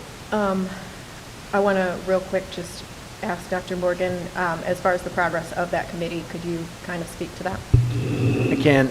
I mean, to Ms. Bradford's point, we've really not met. There's been a lot of communication, but I think part of the problem is that the majority of the work that we would need, that I thought we were going to be looking at pulling together for that ad hoc committee is kind of already been done. And I think part of that was my misunderstanding in talking to Ms. Bradford at what the goal of the committee was. I followed up with Ms. Barnhart and Ms. Bradford afterwards to say, it seems like we've got a lot of the work has already been accomplished. The real question is, where do we get the money to move forward? Right. Right. Absolutely. I'm sure we've never heard that before. So at any rate, at that point, the conversation really kind of became more about, okay, what role does would this committee have if we're trying to identify funds? And I think that led to a number of offshoot conversations, just people trying to figure out, and I say that meaning, like, I know we've talked informally, I know Ms. Barnhart has talked to other people, I know it's just been a kind of more of like brainstorming. Could we do this? Could we do that? In the last finance committee, or maybe 2 finance committee meetings ago, I mentioned something about a private partner, public-private partnership, and then Ms. English asked, well, what would that look like? And I said, very honestly, I really don't know for the schools. And so since then, we kind of looked into what that might look like and got, some notes on that. But beyond that, the conversation hasn't gone very far. Okay. So there's that. I also think that, and I apologize, I also think that once the focus turned to some of the other projects in terms of the discussion in the finance committee, that has taken a bit of a back seat because we've been talking so much more in depth about the other projects that were on there. So before I call in anybody, just so we know, there was only 5 minutes allotted to that, and we are over, so if we can keep our comments brief, that would be greatly appreciated, because we do have a pretty big closed session in addition to all the other things that I think are probably going to take longer than the allotted time as well. So Mr. Perry was next. I'll try to make it quick. I don't have any problem with the ad hoc committee. Sounds like a great idea, but I think pursuant to our current policy, I'm not sure if without a full board vote that would be legal or under our policy. So I'm not saying that we shouldn't have it or that a committee shouldn't be able to establish its own ad hoc vote. I'd like to make a motion that we, however, send this. This is under information. We can't make motions on this. Well, then I would like to recommend to to the chairman of the policy committee to take this up and to give, definitively give a subcommittee the right to make their own ad hoc committees. And I will just note that, as it was cited by my colleague, if indeed it is under Robert's Rules, we are going to be talking about the Robert's Rules training, so that we will all have access to that information at some point as well, after our training, that we might be able to understand the procedure if it indeed aligns as my colleague has said. So that's just a thought as well. And I know that, again, I only have 5 minutes allotted toward this, and I know I have 2 other people over here that want to speak, so I want to make sure I give them the opportunity. I can check with Callan on the free Pardon me. calls from membership. Pardon so me. I'll get back. I'll report back. Dr. Merrick? Yeah, thank you. Very quickly, I'm a stickler for doing things by the books. According to Policy 2230, to create an ad hoc committee, it is up to the chairperson, with approval of the board, to create to create an ad hoc committee. I know that I and other members of the board were surprised last meeting when we found out there was an ad hoc committee that we knew nothing about. And I think it's a great idea to have an ad hoc committee. So I'm not upset that it was done, but I'm upset that it was done improperly. It is up to the chairperson to get approval of the board in order to create an ad hoc committee, and I hope we'll do that appropriately in the future. And then, Yeah, real fast. We did, years ago, don't even know what happened to it, had an ad hoc committee that people were on, and to solve the problems we're talking about now, which are extremely complex and involve a lot more than we can even talk about in 5 hours, probably. So, this would be an excellent idea to put it back together again, but this time have the whole board's input, because it's not just a matter of this financial group, but there is a lot more involved in this than just coming from that angle in the bond. thank you. All right. Madam Chair, can I just make a point of clarification? We have gone way over. This is an ad hoc committee under a committee. It's not a board ad hoc committee. It's a committee ad hoc committee. So what I think the concern is, and then I'm going to move on, is that because there are board members on it, I think that is the concern. One board member. Regardless, because there's board members on it, I think that's the concern. So I just wanted to bring that to everybody's attention because it was asked and the information was provided. And like I said, it's in Robert's rules, we're going to be getting that training sooner than later anyways. And so we'll all be on the same page as far as that goes. So continuing on, the new Hanover High School master plan selection. Okay, Dr. Morgan. You. I'm not really sure if I need to do anything here. Madam Chair, I can make. But I believe the question was previously raised about whether or not the board had actually voted on a plan that had been presented and choosing one of those plans to move forward. And so the plan has been uploaded again, if anybody would like to look at it. All right. Ms. Barnhart? I make a motion that we adopt the hybrid New Hanover High School Master Plan. Second. All right. And discussion. I know Ms. Bradford had her hand. Was that before? Are you good? I'm going to see how this fleshes out. Okay. Mr. Perry? I just want to state for the record, and I'm going to go along with this, because it seems like it's the only option, or at least the one that's been presented to us. We were technically given an option to maybe have a new high school that I think, if we, at least from a theoretical level, would be the best investment for the future. I know there's a lot of people who have a lot of nostalgia, and proud of what people in the past have done at New Hanover High School at the current site, but we have to think about the next 100 years and not just the previous 100. If it were possible, if there was a 60-acre tract somewhere we could build a new high school, I think that would be the best thing to do. I think it'd be more cost-effective, could be done quicker, and would be best for the students overall. We want to make sure that our downtown students are having the same kind of quality campus as our other high schools. But it seems like, at least we have not been presented with any possible tract of land that we could actually get. So it's a theoretical option that was only really presented to us that isn't a realistic option. Or at least, which would have been more helpful if they had actually said, well, here's an option here's your fantasy option. It doesn't really make a whole lot of sense. So so I'm going to go along with this, but I will tell you, if there is some 60-acre tract of land out there that we could have had somewhere in the downtown area, people have been talking about the Wilmington Police Department area, some of our other areas up there. And it turns out that there is a tract of land we could have had, and we go with this, then I'm not going to be happy, but from what everybody's telling me, there isn't. So I guess I'm going to go with it. Ms. Bradford?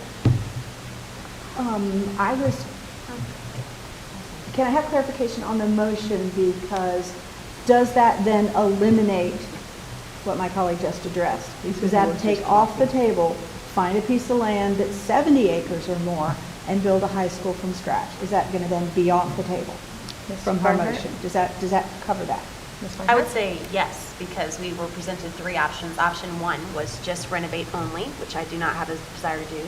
Option 2, which is the hybrid model, and I'm advocating for, is renovation and expansion and everything kit and caboodle. Option 3 is find a mystical piece of land, 60 acres, and then, so I'm saying that I would like for the board to consider going the direction of the hybrid model and take the other two off. Take whatever, if we didn't have another option, off the table. Like this, the hybrid model, looking at what would be encompassed in that for us to move forward in that direction. Dr. Merrick? Thank you. I think it's also worth noting that if we could have that mythical, magical bit of land, how would we come up with the, almost $300 million right away? 400 million for that, when you include the land, right? More than the whole bond. Well, the fact of the matter is, the county doesn't have the debt ceiling to give us all those funds. And so we are constrained by the fact that we must do it in pieces. And when we do it in pieces, I agree with my colleague to the left that just a simple renovation where we still have disjointed curriculum aspects, where we still have, a difficult cafeteria, where we don't have a safe perimeter. It doesn't make any sense. If the public looks at the amount of money that we're going to spend on New Hanover High School and says it's a lot, well, imagine that we probably should have started this 25 years ago. 30 or 40. And so that by the time we come up to now, we're spending this much money, well, that's what happens when you defer maintenance. Yep. So I'm very much in favor of this plan, and I hope that we'll approve it. Mr. Wildebohr? I just want to join in. I do definitely hear my colleagues around the way, be great. I do remember when I drove the activity bus down to Ashley the first time, and all the kids went, "Ooh, this is unbelievable." And they had their dugouts were bigger than half our school, but it was really nice. And it would be great if we could do that for New Hanover 100%. But as far as there's very, very little land left, and I think this is the best of our legitimate options left. And I'd just like to say, going along with the theme that's been presented to the district, 1% better, right? So how do you eat an elephant? One bite at a time. We can't do all of it in one fell swoop. We have to be able to take small bites of it, small chunks of it, and I think that hybrid plan does that, small bites, and addresses, first and foremost, for me, going on that campus and seeing some of the safety concerns, though not structural, the physical safety and the accessibility that the public has to that catwalk, and seeing they make the best of it cafeteria. They make the best of it. They do what they can with what they have, and we absolutely appreciate every single one of those individuals that work in that cafeteria, but they could have better.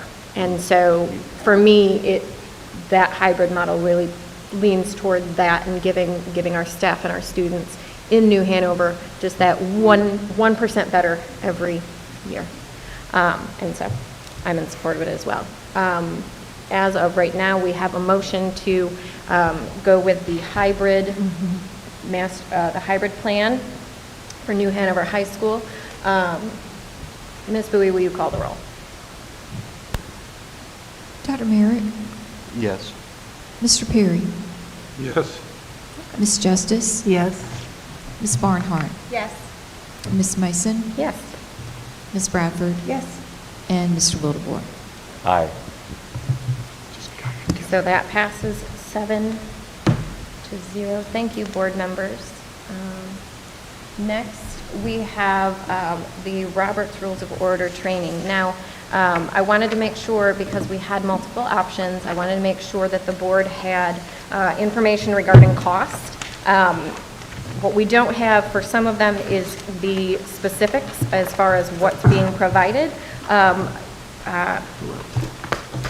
Ms. Tanis Nelson asked that I give you all her LinkedIn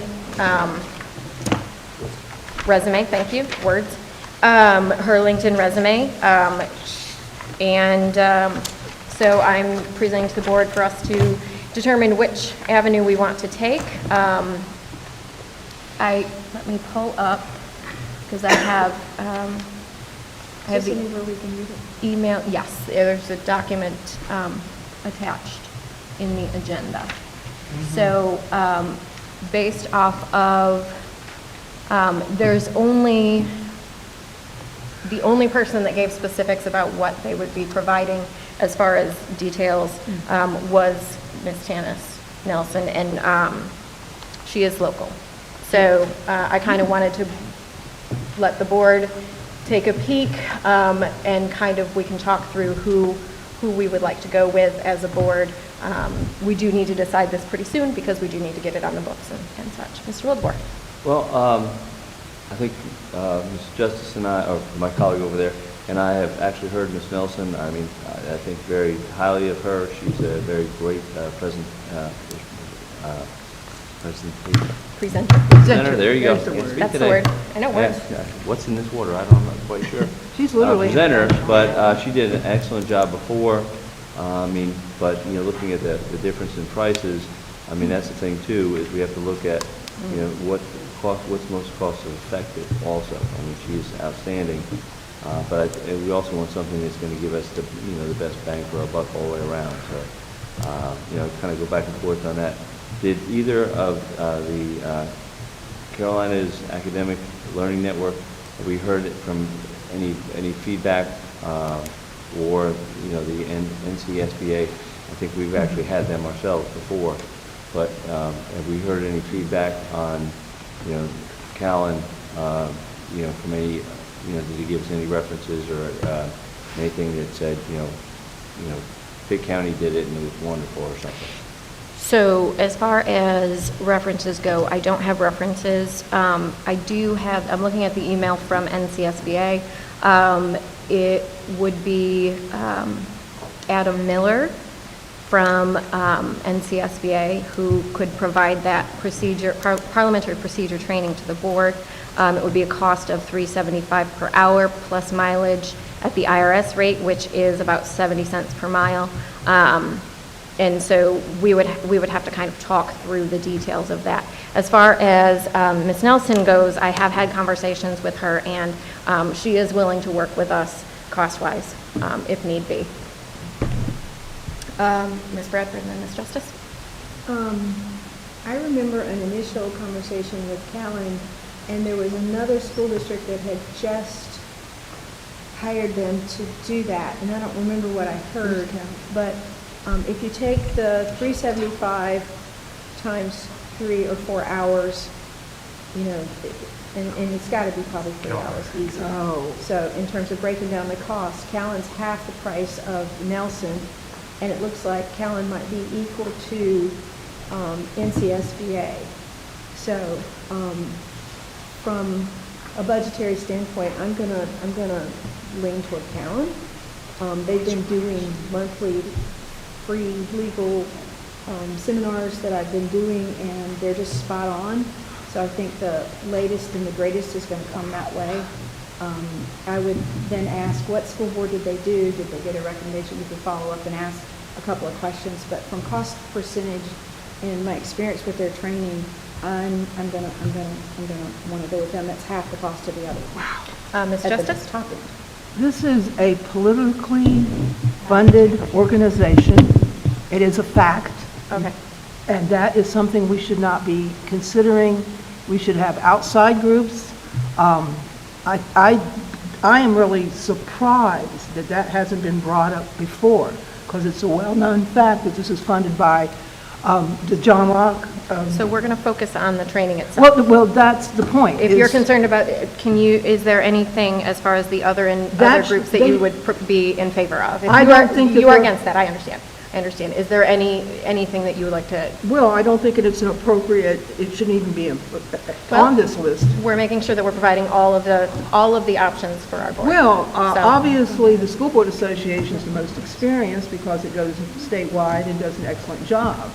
On the other hand, I worked with Ms. Nelson, and she's literally internationally recognized as one of the best in the world. We are lucky to have her live locally. She's already trained us, as my colleague to the left way over here has already mentioned. She's trained us, she's here, she's willing to make adjustments, she'll work on us one-on-one, she'll come back, and she'll give us constant feedback. You're not going to be able to get that from the School Board Association. And definitely, as I said, I think you're calling it Callan. I'm very disturbed that's even up there. That's definitely a political organization. We're providing all of the That's- opportunities. That's So we're gonna inappropriate. focus on the Roberts Rules training. We understand That's very what you believe. I understand, and I hear you. I can't remember who was, Mr. Perry. Well, I was the one who originally brought this, a motion forward that we do this. And one of the things is I don't want just a, cookie cutter, intro to Robert's Rules kind of class. I want us to be able to get the more in-depth training. And it sounds to me, it's like, apples, we need to compare apples to apples and oranges to oranges. And it sounds like what we're going to get was, even though it's some more money, we're going to get a lot more of a, we can really custom design what Ms. Nelson's going to come over and tell us, and she can evaluate where we are and really customize to get us from where we're at to where we're going and where we'd like to be as far as Robert's Rules knowledge. So I'm going to be just voting, especially since she's local, which is, I always prefer local, besides being the fact that we don't have to pay travel expenses. I like to go with local. So, In real brief, if I could just interject, in conversation with Ms. Nelson, she's already been watching some of our board meetings, so she's been taking notes of some of the concerns that we might have and some of the issues that we've struggled with motions and things like that, and really wants to support our attorneys as well.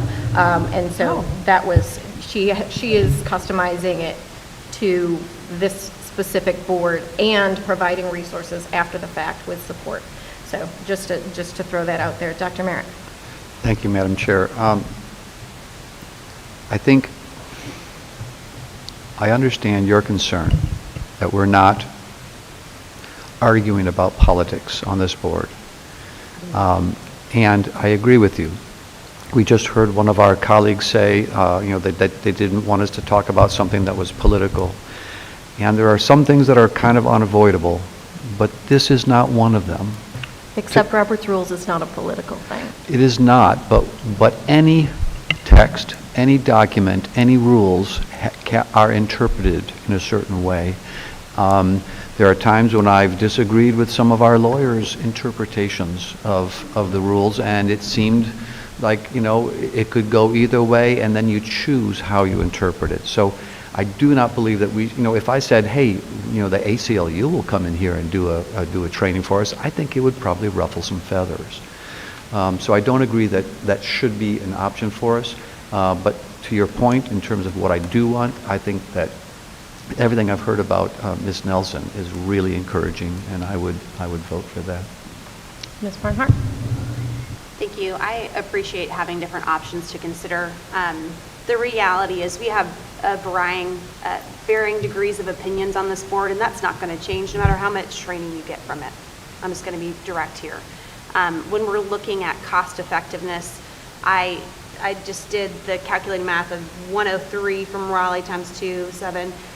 I think we're looking at the lower end on the School Boards Association would be around $900. So that's in the range of the first one option. I would not want to go more than that. I've participated in trainings from both of these entities, from legal briefs to seminars. I currently serve on the North Carolina School Board Association, the Legislative Committee. It's part of facilitating discussion. This is not,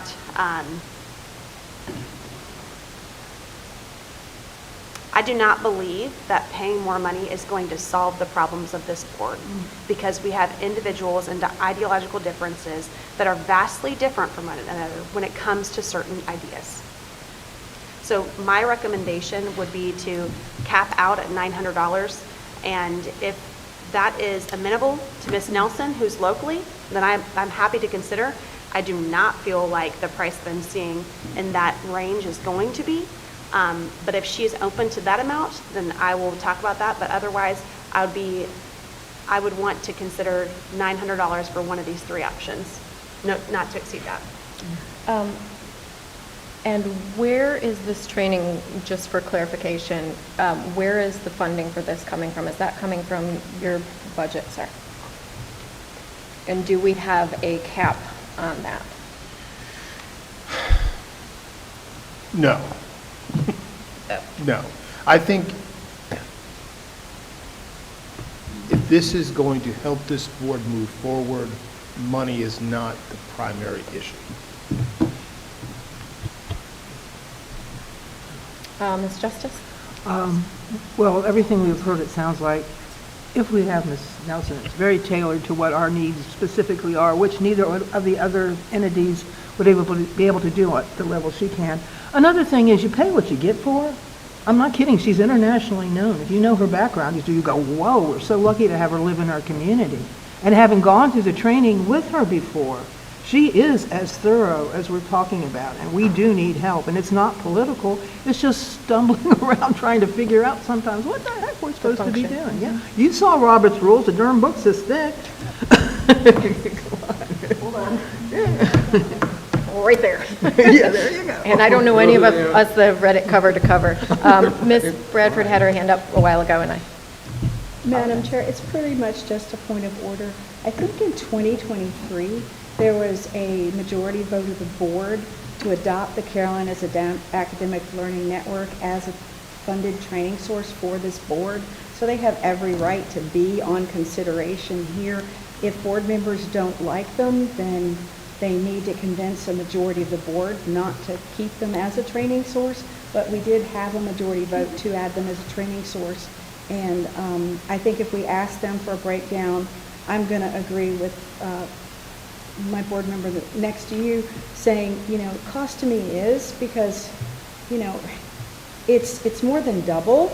And I don't have anything against Ms. Nelson, but I'd like to know what Callan could offer for that in terms of apples to apples, because $1,200 is a lot of money in this market that we're in right now. So if this has to be a vote today, I'm going to vote for the lower expense option. But if it's not, I'd request that we ask them to break it down as to what we get for that $800 to $900 if we cap it. And I think we had a motion on that, didn't we? Or was that a motion? No, there was a motion. I think that was just a request, correct? Suggestion. Yeah, Okay. I'll make a motion to cap it at $900 or. I'll second But I that. had my hand up first. I know. Dr. Merrick? Thank you. So there is a motion. I appreciate hearing from the superintendent that the money is not the most important issue. I think that from everything I've heard here, that Ms. Nelson has not only the most expertise, but also the most intimate knowledge of this board. And based on that, I'm going to move that we adopt Ms. Nelson as the person to deliver the training, and put into a small caveat that if you can negotiate price, that would be fine. So we do have that initial motion first that we will have to vote on, Which which one? was Ms. Barnhart, who said to cap it at.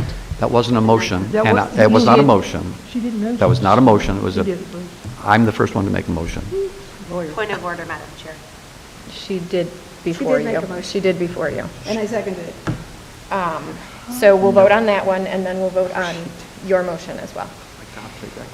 Okay, so the original motion is to cap our spending at $900 for Robert's Rules of Order Was training. that the motion? Oh, okay. That's, I thought you were yes. talking about- Yes.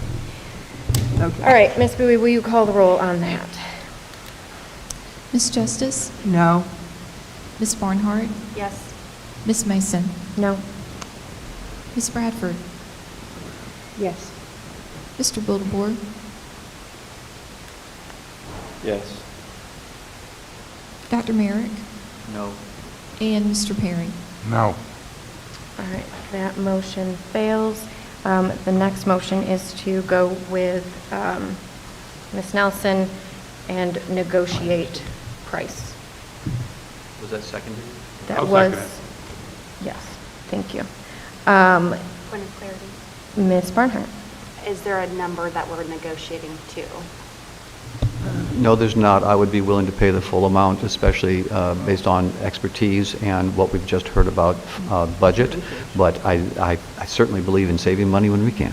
And you did say that she was amenable. willing to so work with us, yes. I would leave it up to the chair in your negotiations. Okay. All right. Ms. Bowie, will you call the roll on that? Ms. Barnhart?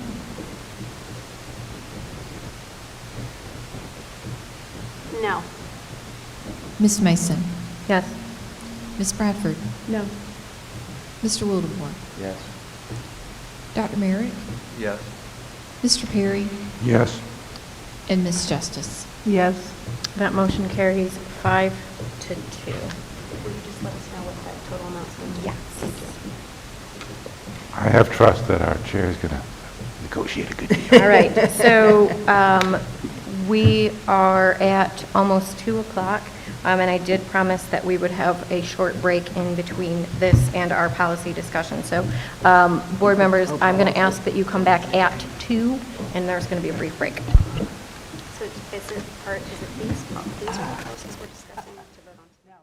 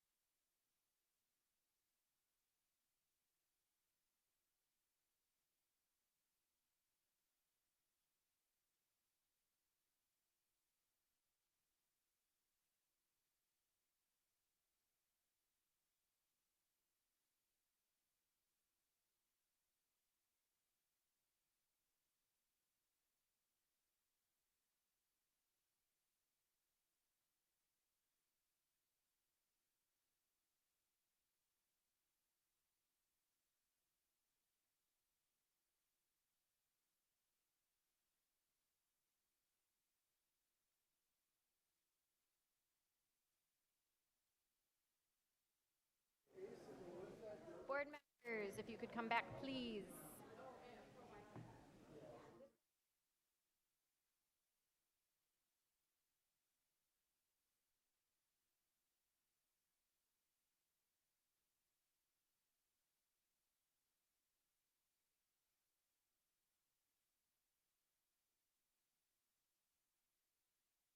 I need you back at the table. We have 4, so I'm going to...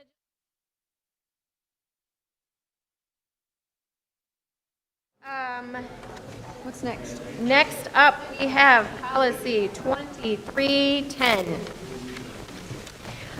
Now, this was requested to be put on prior to, and we also have an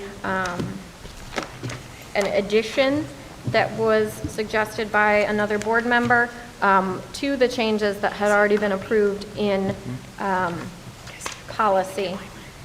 So my only concern with the original is that in speaking with individuals that are... Could I have a copy of whatever this is?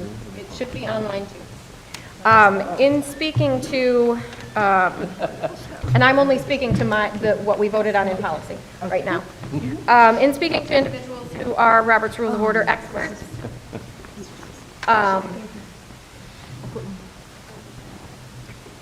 it was noted that Robert's Rules is, if I recall correctly, a shield, not a sword, and so it was requested or recommended, not requested, it was recommended that the Robert's Rules of Order citing be removed. And so I would make a motion to remove the Robert's Rules of Order from the original. The original. Which paragraph? So it is under 5. Yes? Wait, let me go on to the document. Sorry? Under public comment on page 2. Thank you. I'm looking at a different, yes. It's a part in red. Yes, it's a part in red on the original. Are we, So just point cross of that. inquiry, Madam Chair, are Yeah. we talking about the... We're talking about the document that's original that was online? from policy. Is that would be my recommendation. Yes, but we're now discussing the one that's online in our agenda review packet. There's actually 2, so it's the one on the left. Okay, The one on the 21, give us the number. That's what I thought. 2310. I just So want to you're make saying, sure. can you explain it again? So you're saying take out the Robert's Rules of Order reference because of what? Because Robert's Rules is meant to be used as a shield, not a sword, and so utilizing it to establish rules and policies is not recommended By whom? by individuals that are experts in Robert's Rules. It's just a recommendation. We don't have to support it or Say the board values vote on input it. and is Okay, there's a lot of talking, and I haven't called on anybody. Mr. Perry, is it a point of order or is it a point of inquiry? Point of eight. Okay, thank you. Exactly where here is the change you want to make? It is in, if you look at the agenda, in supporting documents, it is policy 2310. Yes, I got There's that. nothing else in it.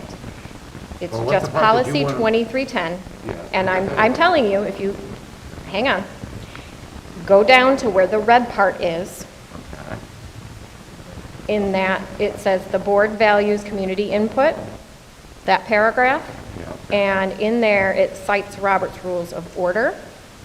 Additionally, it cites it under the 3rd bullet point, adherence to these guidelines is required, and cites Robert's Rules of Order. And I am making a motion that we remove that from that language.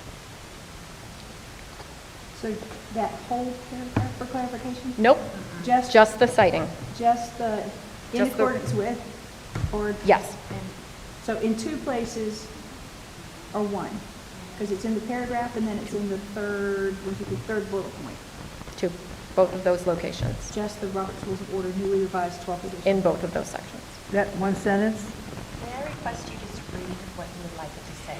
So that Yes, makes it- I can. What I would like it to say is the board values community input and is committed to ensuring all voices are heard in a respectful and orderly environment. In accordance with district policy, the following guidelines apply to all speakers. Maintain civility and respect during your remarks. Shouting, harassment, personal attacks, or other disruptive behavior will not be permitted. Direct comments to the board chair, not to individual members directly. Adherence to these guidelines is required. Speakers who violate them may be asked by the chair to rephrase or redirect their comments. Board members may excuse themselves if they feel it's necessary. That is how I would like it to read. So I would that second is my that as a motion. Yes, that is my motion. Point Is of there inquiry, discussion? Madam Chair. Yes, sir.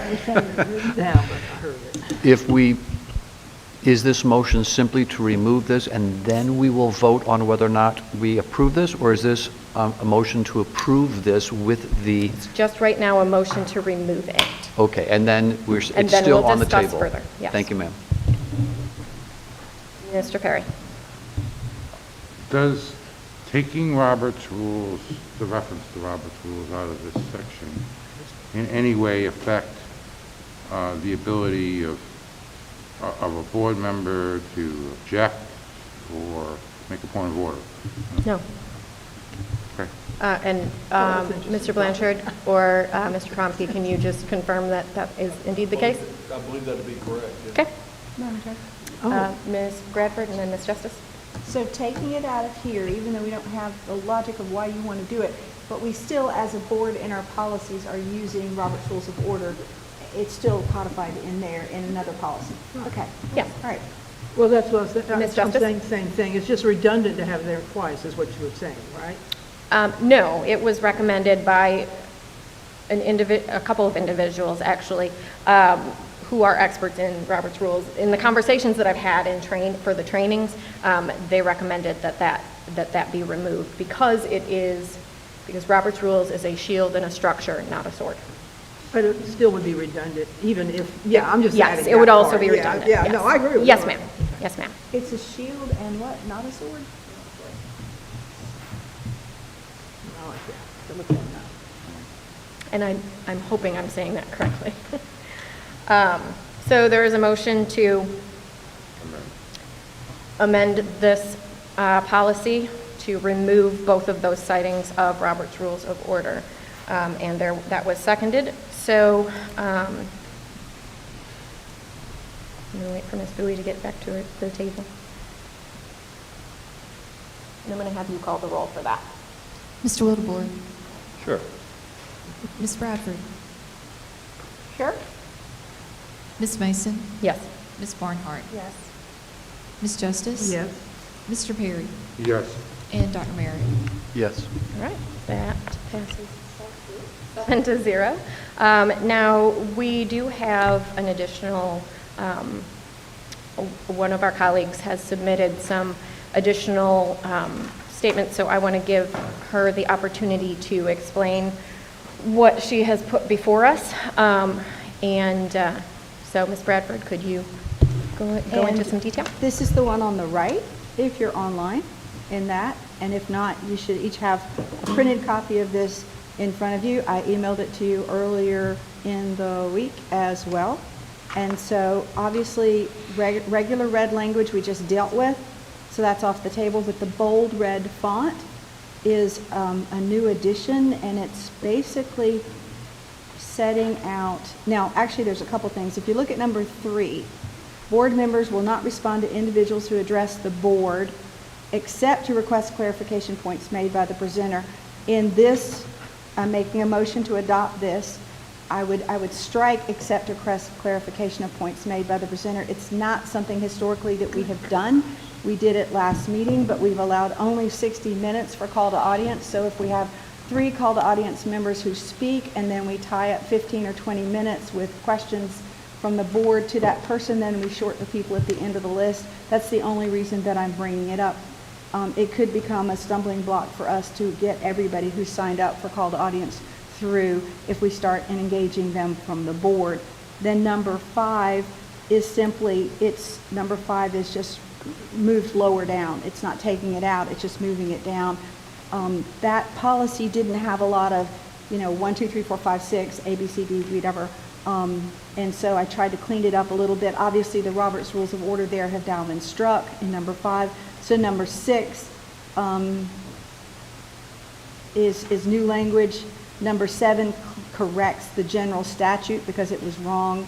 And then B, C, D, E, and F, and G are all new language.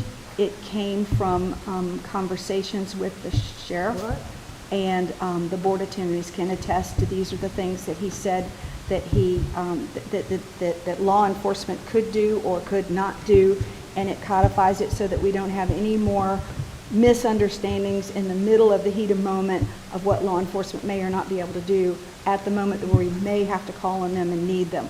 So I can read through them one at a time if you want me to, or you can read them yourself. We can take them one at a time, but it is, it's just simply and the sheriff did say that he would like to see us have something in our policy that he would then be able to enforce with his people who were in the room or any other law enforcement that was in the room. And so with that, I guess I would ask Mr. Blanchard or Mr. Concrete to say, you know, you were involved in the correspondence, you saw what he said, that he signed off on it, actually sent the policy to him to look at to see if it was what he had said, and he said yes. Mr. Cronky, just to respond. Okay. All right. Dr. Merrick? I think Ms. Justice's Ms. hand was up Justice, first. This is a lot, even though she sent it out early, and then I've heard, you know, we've gone back and forth on it. This needs to be in policy. I don't think this is not a good idea for us to be creating policy on the fly here.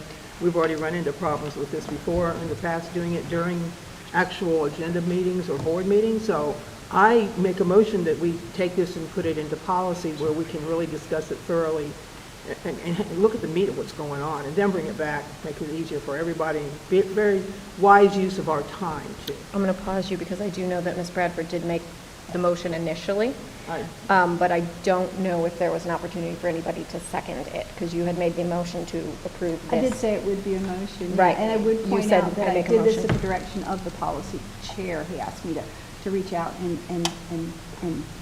get information from the sheriff. So I didn't do this under my own initiative. It did come. So going back to just the procedural. You second me?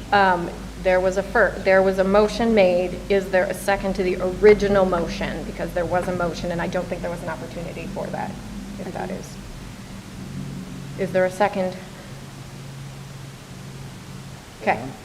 I'm gonna just, I'd like to speak, you know, I think. Well, because I need a second, or we have to move to her motion. For and the then- purposes of discussion, I'll second. Okay, so hold. Okay, I'm holding my motion. Okay, and then you had something you wanted to say, Mr. Well, Woodward. I don't disagree that, you know, we shouldn't, you know, because there is a lot here. I don't think it's the worst idea to bring it back, but I love to give myself more work, or give us all. Oh, more we just work. love to work. But, I mean, to really look at it, because we're already changing some of the stuff as far as taking out the other pieces.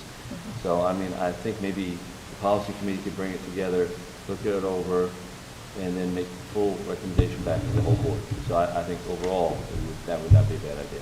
And my apologies, Dr. Merrick. That's fine. I appreciate it. I'm almost always going to allow Mr. Wilbur to go first. I have just so many things I want to say about this policy. But rather than going into all of them, I think the most important thing to say is that this is a large rewrite of a policy that basically says we're doing the work of the policy committee here on the board, and that is not a good use of the board's time. It's also stepping on the toes of the policy committee. You know, and you might go back to policy committee, and I still might not like it, but I think that that's the proper way for this board to operate. Besides that, I do need to say that all the quoting of the general statutes is going to be sending a very clear message to the public that says, you know what, we're watching you and we're going to punish you, and we don't want you. It's basically telling the public that we don't want them to speak up. And that's the last thing I want to have our board telling our public. I think that their input is essential. It's part of basic democracy. And I'm going to, is there a motion on the floor? Are we talking? There is. Yeah, Yeah. okay, Yes. so I can't, We're just right now speaking I to the, will- we're just speaking to the motion that Ms. Bradford. I'm against this motion. I'm against Okay. it. Mr. Perry, you're the next one. All right, well, I guess I don't need to make a point of inquiry. But I guess I will make a point of inquiry. First, before I make my other comment, is the motion before us to send the entire policy back to policy? Or did we already vote earlier No. to accept the first version? No. So the original vote, and I'm sorry for the confusion, the original vote was my edit of the originally policy committee approved policy. That was the original one. That did not approve the policy, that approved the changes to that policy. The motion that was more recently made, and the one that we will be voting on, was Ms. Bradford's motion to approve the changes as amended by what she has sent to the board. Okay. That is what the current motion So is. before us is Ms. Justice's. No, hers. Oh, Ms. And then Bradford's me. is first. And then our policy. okay. Committee. So then I'll comment second on the other thing. I think one of the things that there's a lot here. I think, and I'm probably more in favor of some of it. I don't have a problem with, if we go back and pass the first part, because we could always revisit. Because most of that is the same here that in my colleague's version. Exactly. As to the one that originally came out of policy. Correct. So I'd like to be able to approve that version today if we can. And then they can always send it back to policy for further review of these. Then one thing I will say is that can I make a substitute? Yes. Go ahead with your comments before you. I'm getting confused. So I think, the one thing I will comment about this, which was if we really value what, like I said before, if we value what our call audience members are saying, and we really truly don't understand what they are saying, and especially if it comes to affect an actual vote that's upcoming soon thereafter, I think it's important to be able to have the ability to ask for clarification if the speaker is not clear on something. I mean, otherwise, how are we going to know whether what they're saying, and which may or may not change our vote? So I will say I don't like that part. As the rest of this, I don't know where I'm at. I just don't know enough. So if I could make a substitute motion, I would like to substitute a motion to say that we vote for the original version now and then send the rest of it back to policy for. I'll second that. Okay, and Ms. Barnhart, you were actually next in the lineup. Yeah, I think,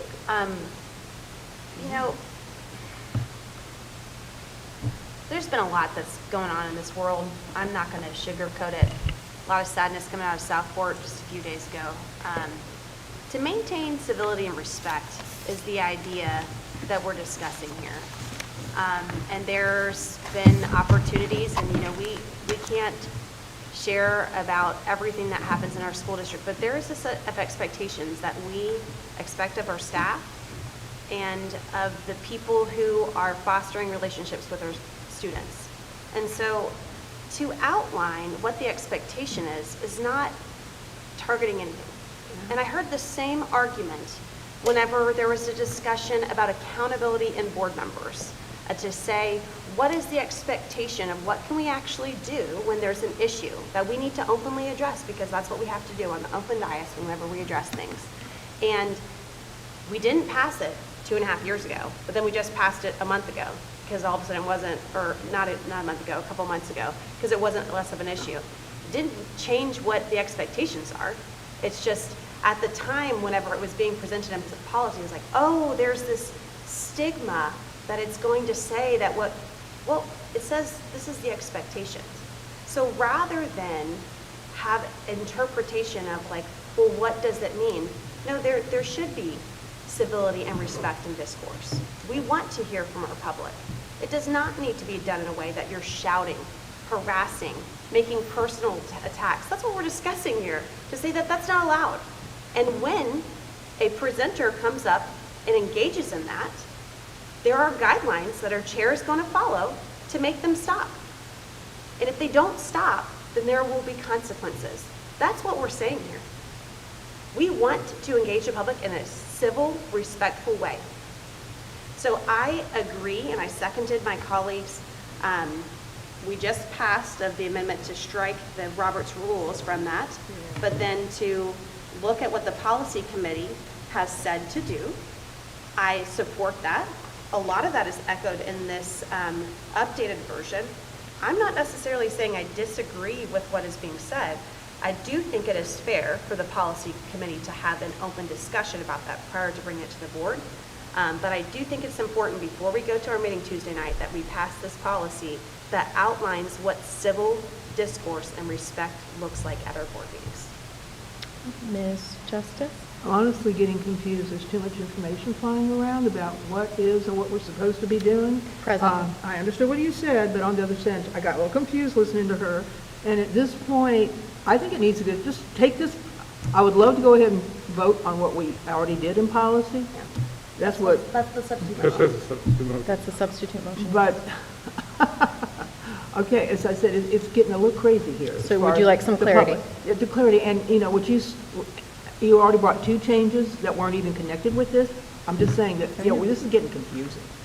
We could take it back to policy and maybe just do it right, or vote for what we've already asked for, and then take this other part back, which is probably what should have been done. And that is what our colleague has substituted. I'm just trying to get all this clarified here. Yep. If people are listening, I can see if people are getting confused, because I definitely am. Yep. Is that clarified? Cleared up for you? I got it. All right. Just trying to make sure everybody's clarified. Ms. Bradford and then Dr. Murphy. I would take issue with the comment made earlier that this is a rewrite. This is in no way a rewrite. Number 6 on down is adding codification of what we already know. So I'm going to take a moment and say, number 6, New Hanover County School Board of Education remains committed to ensuring meetings can be conducted in a safe, orderly, and lawful manner while balancing the rights of the public. North Carolina law directly addresses this issue. I think that one's pretty safe. It does reference the general statute in A. Disruptions by a person or person of public meetings will be subject to action in accordance with. That was already there. I just cleaned up the statute, which was wrong. Law enforcement officers will support the board by enforcing the chairman's directive when attendees refuse to comply with school board meeting rules. We had a meeting recently where there was an argument between the called audience member and the board chair, the called audience member and the board attorney, and this is just codifying what should be known so that when they say it's not in your policy, we can say, yes, it is. So number C, general statute there, I'm stating what general statute says so nobody has to look it up, and what the consequences for violating that general statute, it already exists. We're not creating this general statute. It exists. It governs our meetings now. We're just saying this is what we're going by. D, makes clear that the presiding officer of the meeting may direct any law enforcement officer to remove that person. We had the Point of board order, chair Madam Chair. say- We've read. I don't think we need to hear everything that you've, we don't need to read it all out again. It's just Well, adding on it's to the not a confusion. rewrite. What is your point of order? My point of order is, Madam Chair, that we already have this in front of us. We've read it, and now we have taken a lot of time to read it all again, and I think that's unnecessary. So I am going to take your point of order as not well received, and I'm going to allow her to finish. Thank you. As you like. I just heard some comments that people didn't understand it, they didn't get, but I gave it to you in plenty of time to have read it and understood it, and to call if you had any questions, but I didn't get anybody to question me. So I just want to make it clear, we had the chair direct law enforcement, and there was some confusion, the board attorney got involved, and things got a little heavy there. This sets out exactly what the sheriff's department or any other law enforcement officer in the room can or cannot do. It's not new, it's not unusual, it's just saying, and my whole point in doing this is when I go down to the county commission meetings, they're conducted with decorum and order. When I go to the city council, except for the other night, they're conducted with order and decorum, and law enforcement knows what they can and cannot do. This is just setting that out so that anybody just perusing our policy, because they have nothing else to do, will be able to see what the consequences are, what the instructions are, and so on. It's not a rewrite of this policy. So that's my point. Some people said that they got it and they didn't understand it. I just wanted to make it clear so that the next time we meet on this, nobody has any doubt about what it actually says, so we can actually take a vote. Okay, we have about a minute left in this discussion. I know Dr. Merrick had his hand up, so I'm going to allow him. And before I start, Madam Chair, just to clarify that we are now discussing Mr. Perry's motion to pass the original Correct. form, the original one. That originally came out of policy, which is small amount of red, and we took out Robert's rules. Now, on top of all of this, I am concerned about a policy that says things like civility and respect. That's very difficult to define. Shouting is easy, pretty easy to define. Personal attacks, that's difficult to define. Name calling, I would agree. You could do that, right? Or profanity, you could say that. But when we say things like shouting, when we say personal attacks and civility, I also want civility in our meetings, but I'm concerned with the vagueness. Policies should never be vague. They should be something that we can all clearly understand. And I'm going to use as an example, one of our audience members the other night spoke directly to one of our board members, and they were speaking factually, but they were also speaking in a tone of voice that sounded angry, perhaps, and so that made it sound like an attack. But I don't know that we can, how do you make a distinction? If someone is upset, they might just be speaking because they're upset. It might not be mean.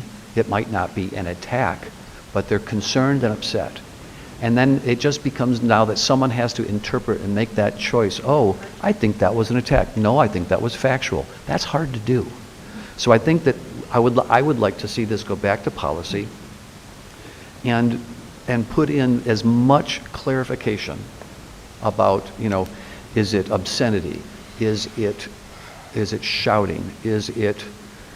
I think those things are more easily discerned than civility. It's a word, or respect. That's a hard one.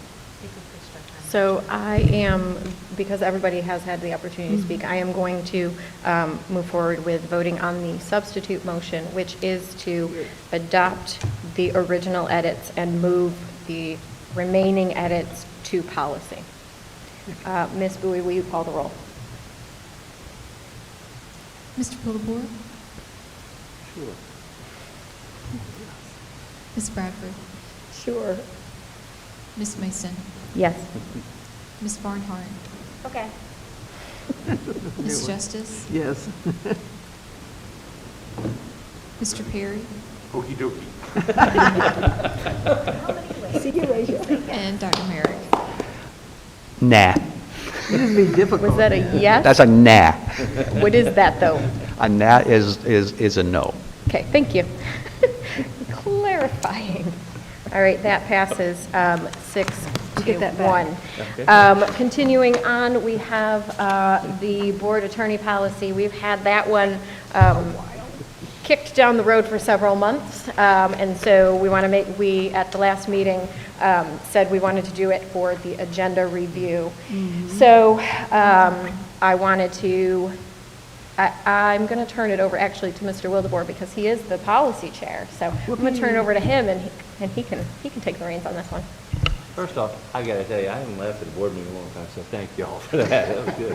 That's good. So basically, the idea was, Mr. Kromke had talked about it too, that if we tried to say, that the attorneys had to clarify to every board member within 24 hours that the cost would be prohibitive or at least go up quite a lot. So the substitute idea was every board member must be informed of the question and response, but that is by the board. So basically, we would take the impetus of that, if I call Mr. Blanchard and said, hey, I get blah, blah, blah, blah, I would respond and send just an email to all board that, and I don't think that's in here for some reason, but that's what the idea was at the end. And I think that's what Mr. Cronky and Mr. Blanchard had said might be the best way to do it. And I do agree. I think that way there, we would be the ones responsible for sharing that we had contacted, again, with the board chair's permission, or if we were one of the folks that can do it otherwise, that we would, contact them. So I think that would be, a smarter way to do it, because then we don't get paid anyway, do we? So anyway, I guess for some reason it's not in exactly the way. It doesn't say it just like that, does it? No, I don't know. So I'm actually going to, because you did mention the attorneys and because this does apply to them, I'm going to ask for, I know that they had wanted to talk a bit about this themselves, so I wanted to allow them the opportunity to kind of talk about why they're in support of this type of adjustment and the legality and all. I mean, it's legal, so just making sure that we're all on the same page. Start first on that. I'm happy. Any way you guys want to handle it, I could live with that. And Brian may have some input on it. One of the things that, and this is going to make them as a surprise to some of you guys, and this is not a proposal we have here, but one suggestion I might have for you that may save money and a headache for the board members is that at some point you may want to think about amending the policy to say that, and I've been trying to write it for myself, that absent a request from the chair or a vote of the board, board members shall not ask the board attorney a question about the behavior, the acts, or omissions of another board member. Oh, that's interesting. Can you say that again? Of another board member. Absolutely. Well, it says it, the chairperson of the board normally will decide for board members, but No, I think he's referring to board members asking the attorneys to talk about other board members. Is what they did okay, is what they did. And that puts us in a real difficult spot. And I get questions like that from time to time. And, obviously you're spending money on it for one thing. The other thing is it gives me heartburn. I don't know if it gives Brian heartburn, but I know it gives me heartburn. But, other than that, the proposal, the committee chair's proposal about changing this to say that the board members shall tell, I think that's a great idea as well. We just don't want to be in the middle. That helps. Understand. Anything you do to get us out of the middle. And just to kind of repeat that verbiage that you said absent approval from the board chair or vote of the board. Request by the board chair or vote of the board. What? The board attorney. Board attorney will, Or board members shall not ask the board attorney to offer any opinion on the acts or omissions of the board. That sounds good. can you write that down and send that? I know Ms. Bradford had her hand up, and then Ms. Barnhart, and then I don't know which one of you two was first. Which one of you three was first? So Ms. Bradford? Okay, that sounds awesome.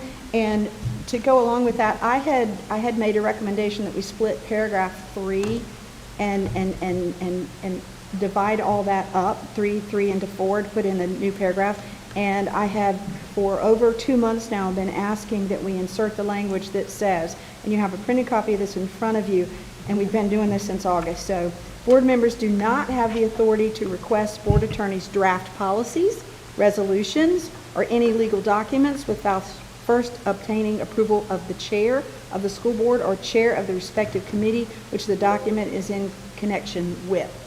In other words, we can't ask the board attorneys, he's saying we can't ask about other board members, but we can't ask them to draft policy for us without direct approval of the chair or the committee chair. I think that will help cut down on our costs and keep some redundancy down. And then at the same time, the red language we've been discussing, I still question if 24 hours is not too tight of a window, and can we put a couple of more hours on there, 36? You know, I'm not married to that, but I do think practically we're going to get into violation of this policy pretty quickly because it's such a short window, 24 hours. So if it could go to 36 or 32, whatever. The will of the board is fine with me, but I think 24 is too small. Okay.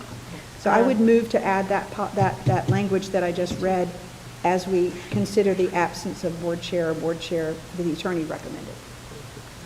I would make a motion to add that. I've been trying to do that for a while now. Okay. Is there a second? I'll second that for discussion. For discussion. Okay. Who did I say was next? I think it was Ms. Barnhart. I feel like I appreciate these changes. However, I do think it should be the responsibility of the chair to inform. I know I have been spoken to very disrespectfully by fellow board members, and so I think you are elected as the chairperson, and so for you to be the spokesperson of what is you know, in this current role, Madam Chair, the spokesperson for the information, I think is important, because if some individuals are sharing information and there is hostility with that sharing of information, it doesn't help for the effectiveness of this board. And so rather than every board member, I feel it should be the chairperson, should be the one sharing the information. I think when we first got on, I think it was you, Mr. Wildebor, was the chairperson at the time. And when any sort of legal brief was given, it was forwarded by the chair, or it was forwarded from the attorneys. From permission from the chairperson, I'm sharing the following with you. So I think that helps with kind of just the chain of command of expectation, so that it's not one person over the other, one board member over the other, since you're elected into the chairperson position. And if I might speak to that real briefly. When our previous chair was in charge, we also did have a different set of attorneys. And that attorney did things differently. And to my knowledge, our attorneys have forwarded all of the information to board members without my request, which is absolutely within their purview, in my opinion. And so it hasn't, I haven't gotten information that hasn't been shared with the board by our attorneys. So just a thought on that. I don't know who was first, so I'm going to go ladies first. Ms. Justice. Okay.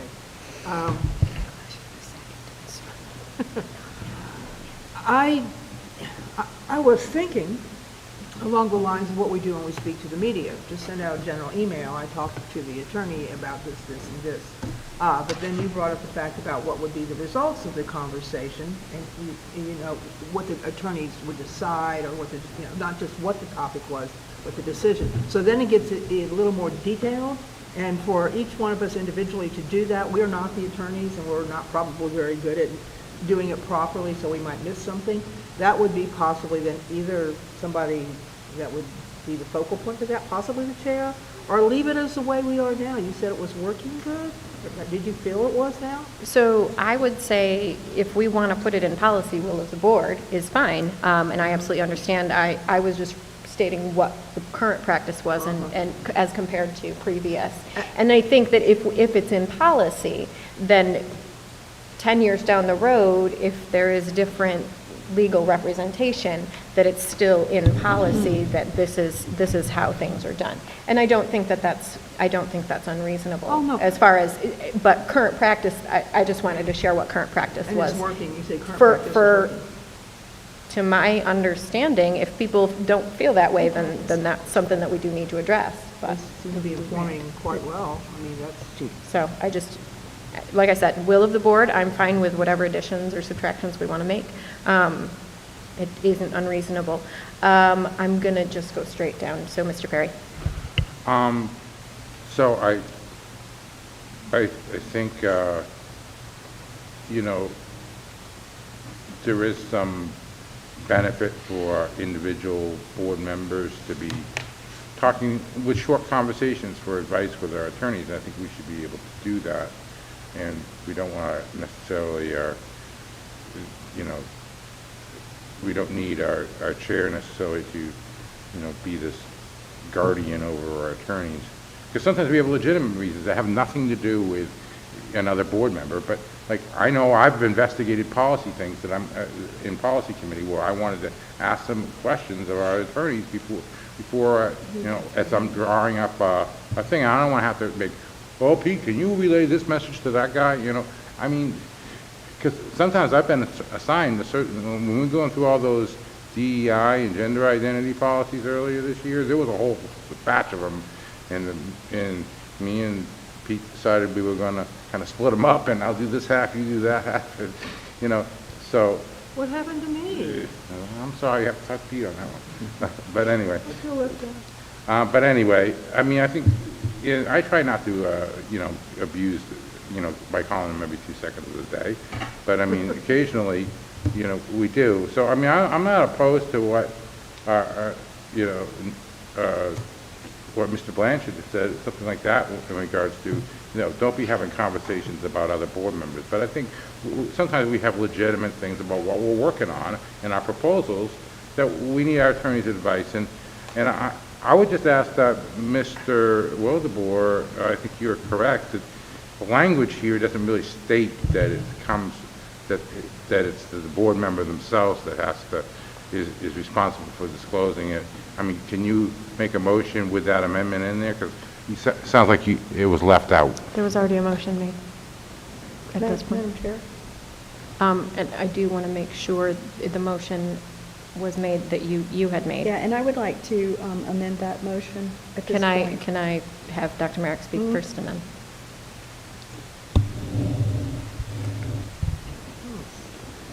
I don't necessarily agree that the system is working real well.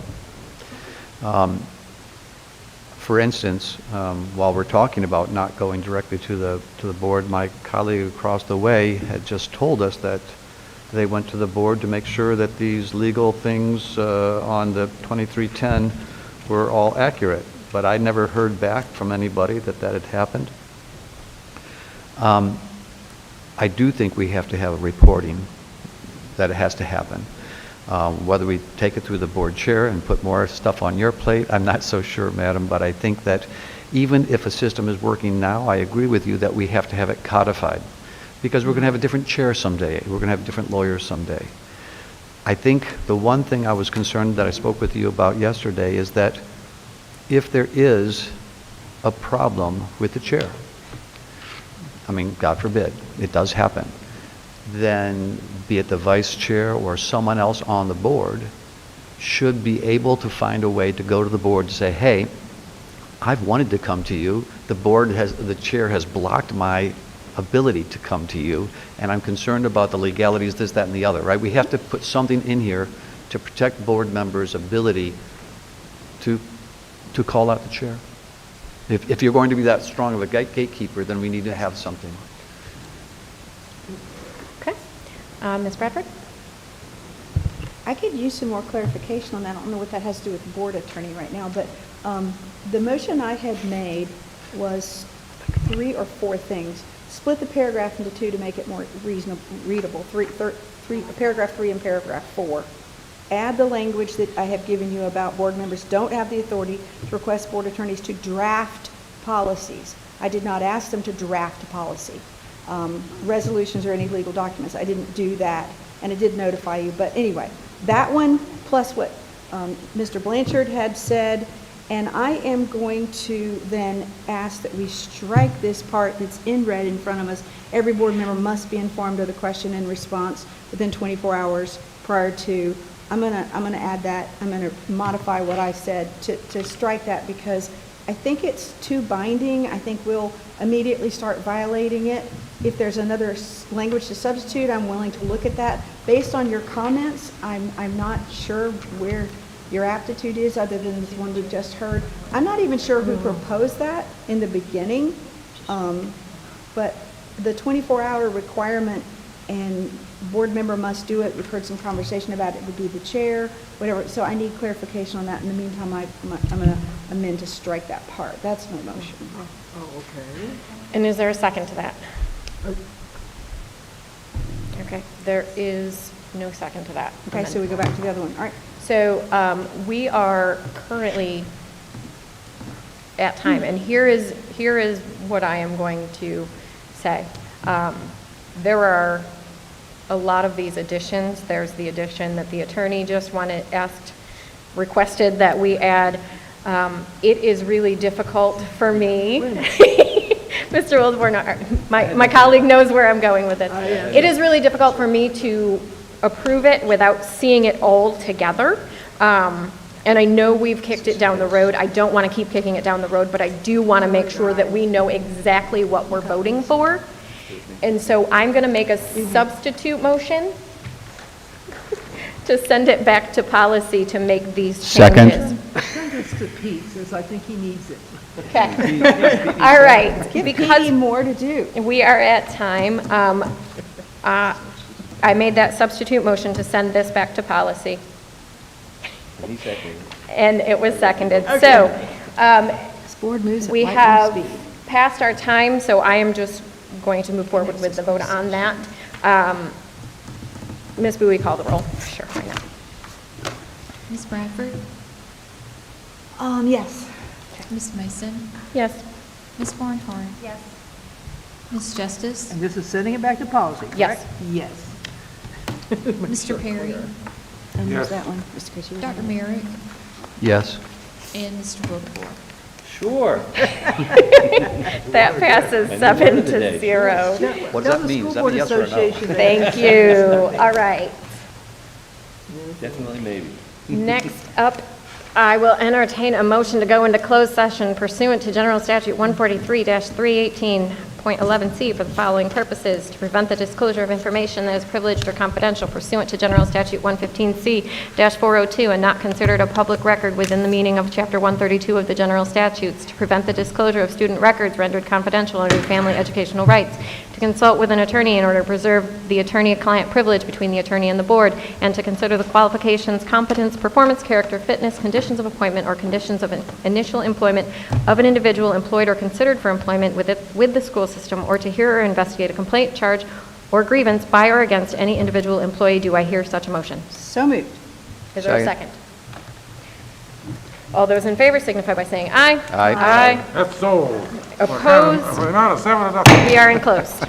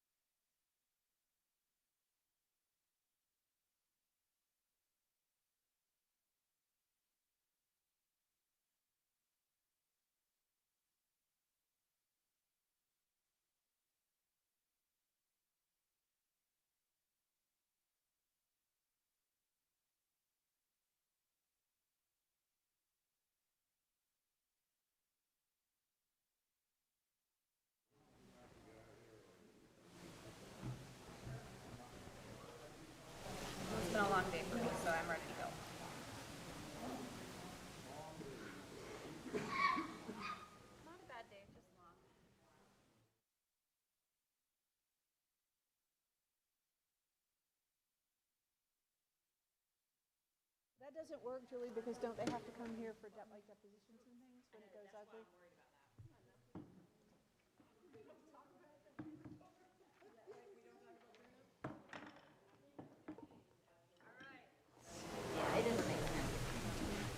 Board members, we are back. I will entertain a motion to approve the personnel report. Second. All right. All those in favor signify by saying aye. Aye. We do. Opposed? That passes 4. You're missing 4, one. 5 to, because Did Ms. you say Justice yes? wasn't quite here yet. Yes, I did. So 5 to I said nothing. yes. I Oh, said did you? no. Okay, 6 to nothing. Wasn't loud enough again. Next, committee reports, and I did have, Ms. Barnhart did ask briefly for a update on Sustainability Committee, and then I can, I just wanted to kind of share what we've done so far and what our plans are. So right now, the committee consists of myself, Dr. Morgan runs the committee, and he does a fabulous job. It consists of an individual that was on Soil and Water. We have a couple of individuals from the county and some school officials. So what we have started to talk about is kind of refining what we're doing. And our first 2 goals right now are to draft a definition of what sustainability looks like for the district. And